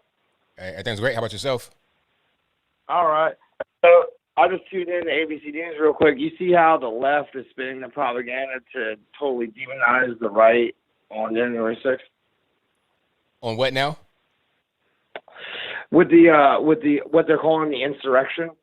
The insurrection. Oh, it was so terrible. Oh my God, people walk through roped barriers through the Capitol. Yeah, there was some people that did inappropriate things. However, it's just they're relating it to what are they relating it to? Like Pearl Harbor, 9/11. Yeah, like I think Joe Biden said, like, the worst thing that happened to our democracy. It's like, really, the worst thing? Is that what we're gonna say? There's been plenty of bad things that have happened. I think that the Capitol is not really high on the list. No, actually, the worst thing that happened to our democracy, republic, constitutional form of government, is the Joe Biden administration, financed by the Chinese government and everything that he's going on. It's just Joe Biden is the worst thing that happened to America since probably the Civil War. I mean, where does Joe Biden stand? We know where he stands. He stands totally on the left, communist China. But everything going forward, they're going to demonize everyone on the right. We're all on a list, right? That's right. It's despicable what Joe Biden is doing. He's asleep at the wheel. Literally, he's asleep at the wheel. There's video of him supposedly driving a vehicle and a person on his right has a steering wheel, and he's actually controlling the vehicle. Like, this guy is senile. Exactly. I mean, it's pretty clear to see to anybody that's paying attention. It's pretty sad as well, because it's like, okay, this is our president. This guy here that's halfway living. No, he doesn't know where he is. Can't put his pants on in the morning. Did you see him hit a golf ball and it went backwards. This guy's a total joke. It was totally crazy. Yeah, the club went one way, the ball went the other way. Totally embarrassing. Well, that's stumbling up the steps and hitting the golf ball backwards. He doesn't know where he is. He has to ask his wife where he is in the morning. It's a joke at this point. This guy is a total clown. Yeah. So how about the vaccine news coming out? All of the side effects and everything going on. Yeah. Very bad. Very bad. And it's funny too because honestly, I wasn't a Trump supporter because I don't like politicians. He wasn't a politician, so I supported him. However, he did institute Operation Warp Speed, but now the left has morphed it and then claimed that Joe Biden is the originator of Operation Warp Speed, even though that's what they want. Not good for everyone in general, but it's still they're taking the Trump, solution to the problem and making it Joe Biden's. That's crazy. It is. It really is. It's funny to see the left totally degrade their society, their big cities, and now we're getting to the tail end of it where the left doesn't like Israel because of the conflict over there, even though Hamas was designated a terrorist organization 15 years ago by, I think it was their boy Obama. But no, now it's okay. Jews are bad. We're going to settle this out. I mean, it's absolutely ridiculous to watch the left degrade their own society to the point where they're fighting each other. We can just even step out of it and just watch them eat themselves. Yeah, I mean, it's amazing to see kind of what's going on over there. It really is, but like that kind of goes with what I was saying earlier, another call, how it's a bunch of projection going on. They talk about, oh, you guys on the right, you guys are Nazis, and you hate this and you hate that. They're doing the exact same things that they accuse us of doing. So who's doing what? And people that have an eye that pay attention are able to see that this is happening, and they're able to see the glaring hypocrisy that's going on. The hypocrisy won't end, my friend. Hopefully, most of these leftist cities are abandoned, and then we can see society take hold. Eventually, you'll have what do they call that area up in Seattle? They have their own section of the city. What's that? Chaz Chop? Yeah, so it's like all of the big cities are going to end up like that. So if you are living in one and you don't participate in that craziness, defund the police, we want to run our own society. I couldn't imagine an area where you have nothing but leftist liberals acting as police. And I don't want a leftist liberal acting as police in my area. Good Lord, no. The country will fall faster than anything. What you want to do is move out, and anyone that lives in an area that's Democrat controlled probably should head for the hills as soon as possible, because property values are going to go down the tubes. All of that is going to go down the tubes if it hasn't already. Right on, man. Well, thank you for your call. Definitely appreciate you. Thank you very much, ABL. Have a good night. No problem. All right, let's get to some more here. Let's go. 310, you're on the line. Who am I speaking to? Oh, this is Ron from Georgia. Hi, ABL. All right, man. What's going on? True. Oh man, I just wanted to share the things I'm seeing these days out here in Georgia. You know, I was just in the dentist's office, and my dentist asked me if I had the COVID shot, and I said no. So you should get it. I said no. No, but I did. I said that's great. You know, but no, I'll go with my own immunity. You know, that said, I told her I had it I think I had it in '99 in November. My whole family had it. We were sick for like a month. We treated it like a cold. We didn't know what was going on. And then next thing you know, in 20, we hearing about this COVID. I said, I think we had that stuff back then. And so, you know, ever since then, you know, every time I tested, what I came out negative or anything like that. So, you know, I'm healthy, fine. I'm a retired man, you know, I'm an old guy, but hey, I'm doing good. You know, that's it. My dad had it, had the shot. He took the shot and said, "You took it?" I said, "Nope." He said, "You're not going to take it?" I said, "No," but he lives in California.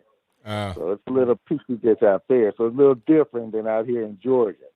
You know, like I said, there, the California state right now, like I said before, that is being dictated over fear. And those people are paralyzed. I'm telling you, they are paralyzed to do anything, can't do for themselves. You know, and it's a sad state. And I'm looking at our nation today, as much money that we're spending on everything. We're spending money across the seas, across the world, giving free money across the people. That the people are so lazy and stuff right now, they'd rather stay at home, wait for a check instead of going out and go get a check. You know, it's a sad state. It's a sad state that we're going to. But you know what? We're going to have to pay for it sooner or later. You're going to have to pay the piper. And it is already starting to happen right now with the rise of gas prices. I talked to my relatives in California. They're paying almost $5 a gallon. Crazy. And we're crying out here in Georgia talking about $2.99 and $3 a gallon, you know, right, for premium. I said, this is what you voted for. This is what you get, you know. And, I'm just like looking at what are we doing today? Why do so many Americans hate America? I'm an American. You know, I love our country. Even with its problems, it's still the best place to be. No other place I want to be. And I just don't understand how people can just hate our country, even with its problems. It's not what the problems that we going through right now. It's everything that we came from. And right now, it just seems like the people want to go back. They want to go backwards instead of continue to go forward. It's not as much hate as people think. It's just what they want to try to project today. That's just what they're trying to project today. But I'm not going to be the one to be doing the hating. I love everybody. I treat everybody according to their content of their character. If they're bad people, they're the bad person, not everybody. And like I said, I try to treat people right. That's just the way I do. And I teach my kids that, you know, to all my children. And, you know, that's what we're supposed to be as Americans today. It's so sad that our nation leaders are so poorly schooled as far as like in integrity. They have none. When I look at the Democrat Party, no integrity. They would rather lie than tell the truth, all for the sake of power. And like they say, you know, absolute power corrupts absolutely. And that's what's happening today. Everything for money. But anyway, I'm just going on a rant right now, my friend. You know, but I love your show.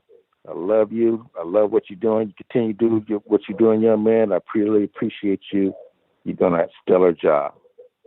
Thank you for the call, man. Definitely appreciate you. All right, then, ABL. Take care, buddy. All right, now. All right. Shout out to all the callers tonight, but that's going to be the end of the calls. If you couldn't get on, it's not my fault. You got to blame the white man for that, but I got to wrap it on up. I can't be here all night. And thank you guys for being here. You guys are the best audience anywhere on the internet. I got super chats to read right quick, and then I'm going to be wrapping it on up, put the bow on the top.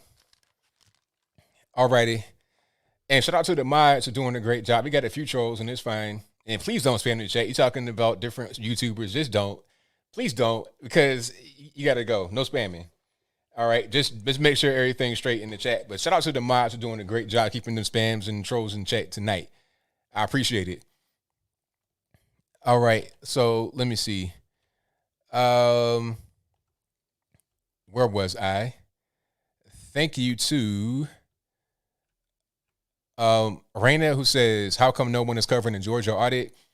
Well, I've not really been following the audits myself, but the Georgia one I just heard of today. So I don't really know what information has not been covered that should be covered, because I just heard about it today. I think it's a Wolfgang who says, voting has consequences. Good votes are felt by all, even if they refuse it. Bad votes don't affect the bad voters because good voters take it on the chin. And also, I worked with the shaping of the Democrats and GOP for 5 years. Debating, arguing, correcting. Only GOP was receptive. Y'all do that with LP, I'm done.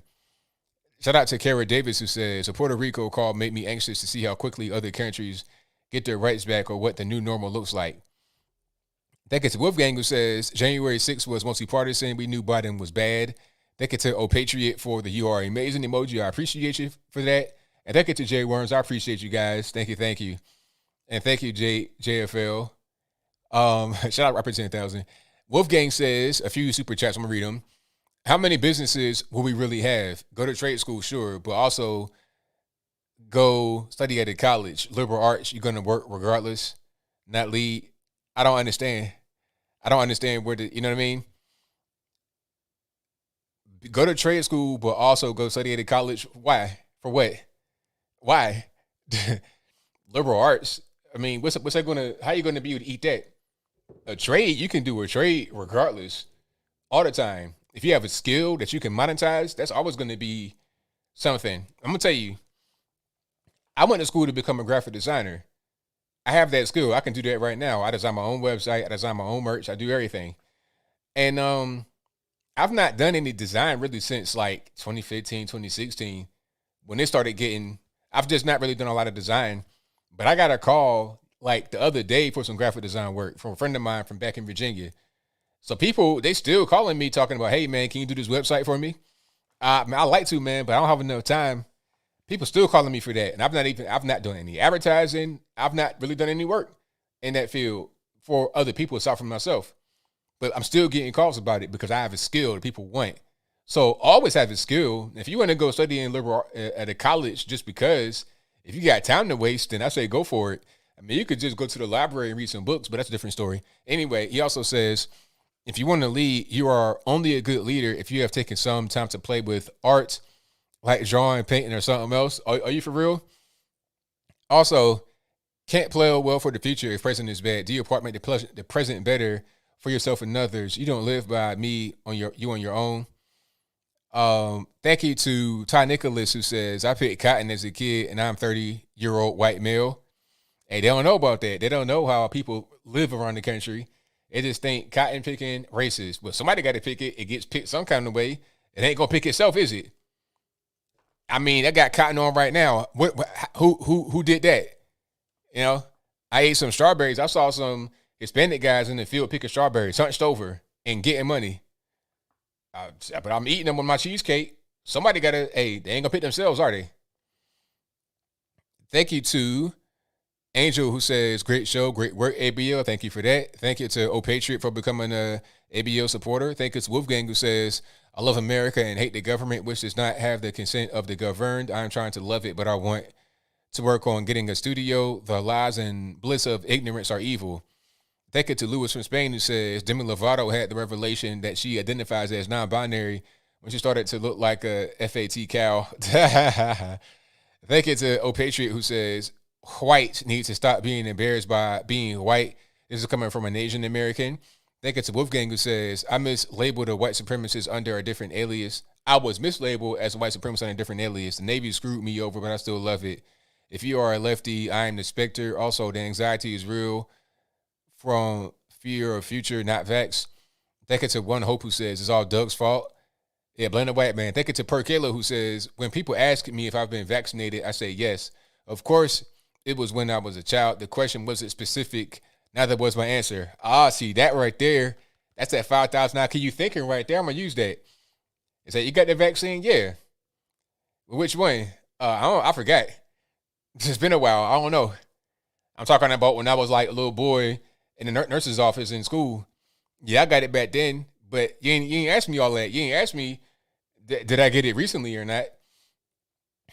Or would it, Thank you to Not Provided, who says, what about the Sputnik vaccine? I have no idea about that. Thank you to Wolfgang, who says, I kept 2 groups of lawyers aware of my progress in trying to finish my uni courses, and I hinted to uni as well.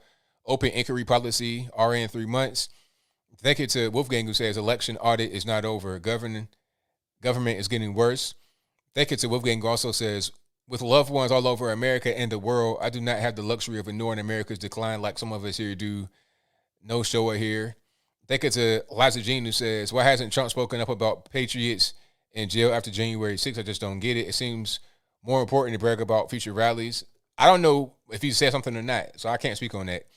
Thank you to Wolfgang who says, I love ABL, blame Canada. Also, can I do a midterm summary of all audits? I've not been following them, so I can't do a summary if I've not been following it.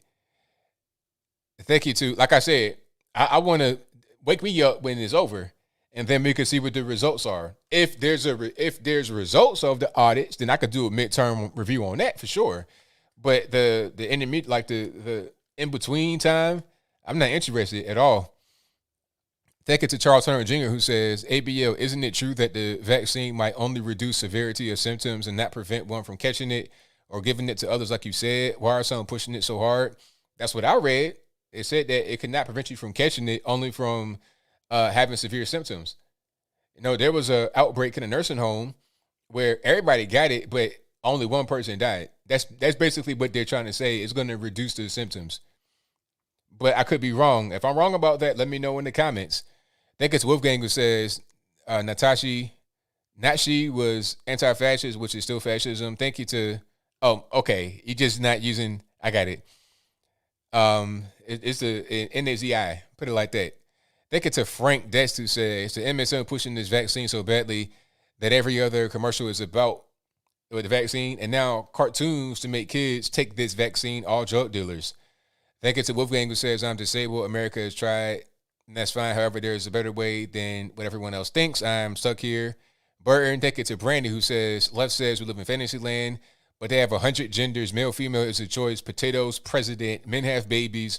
Riots are peaceful, and Hamas is the good guys. Who's really living in the fantasy? That's a great question. Thank you for that. Thank you to Wolfgang who says, yeah, trades are always there. Liberal arts are worthless, says a person not holding up the world with the skill of inquiry. But you know what's funny? That I have a liberal arts degree. How about that? I have that. I graduated in graphic design for business, so that's liberal arts. But I can tell you right now, it's most important to have a skill. If I had a degree in underwater lesbian basketball, what's that going to do for the world? How's that going to help me when things get tough and I need to get some money based upon the skill I have? Thank you to Long Story Short who says ABL get at News Nation on for a guest. Yeah, shout out to Akin Tunde. I know him. Fan of his. All right, that'll be a wrap for me. Thank y'all for being here yet again. I couldn't do it without you. If you enjoyed the show tonight, go ahead and hit the like button. And thank you to Alice Cersei for your donation. Hit the like button right quick. Also, subscribe if not subscribed yet. And this show will be available on your favorite audio streaming platform, whether it be Google Play, Spotify, Stitcher, Anchor, etc. Links for that will be in the box, or just go to your favorite audio streaming platform. Find ABL live on there. I should pop right on up. And that's pretty much all I got. Thank you all for joining. And until next time, y'all be safe. I'm out.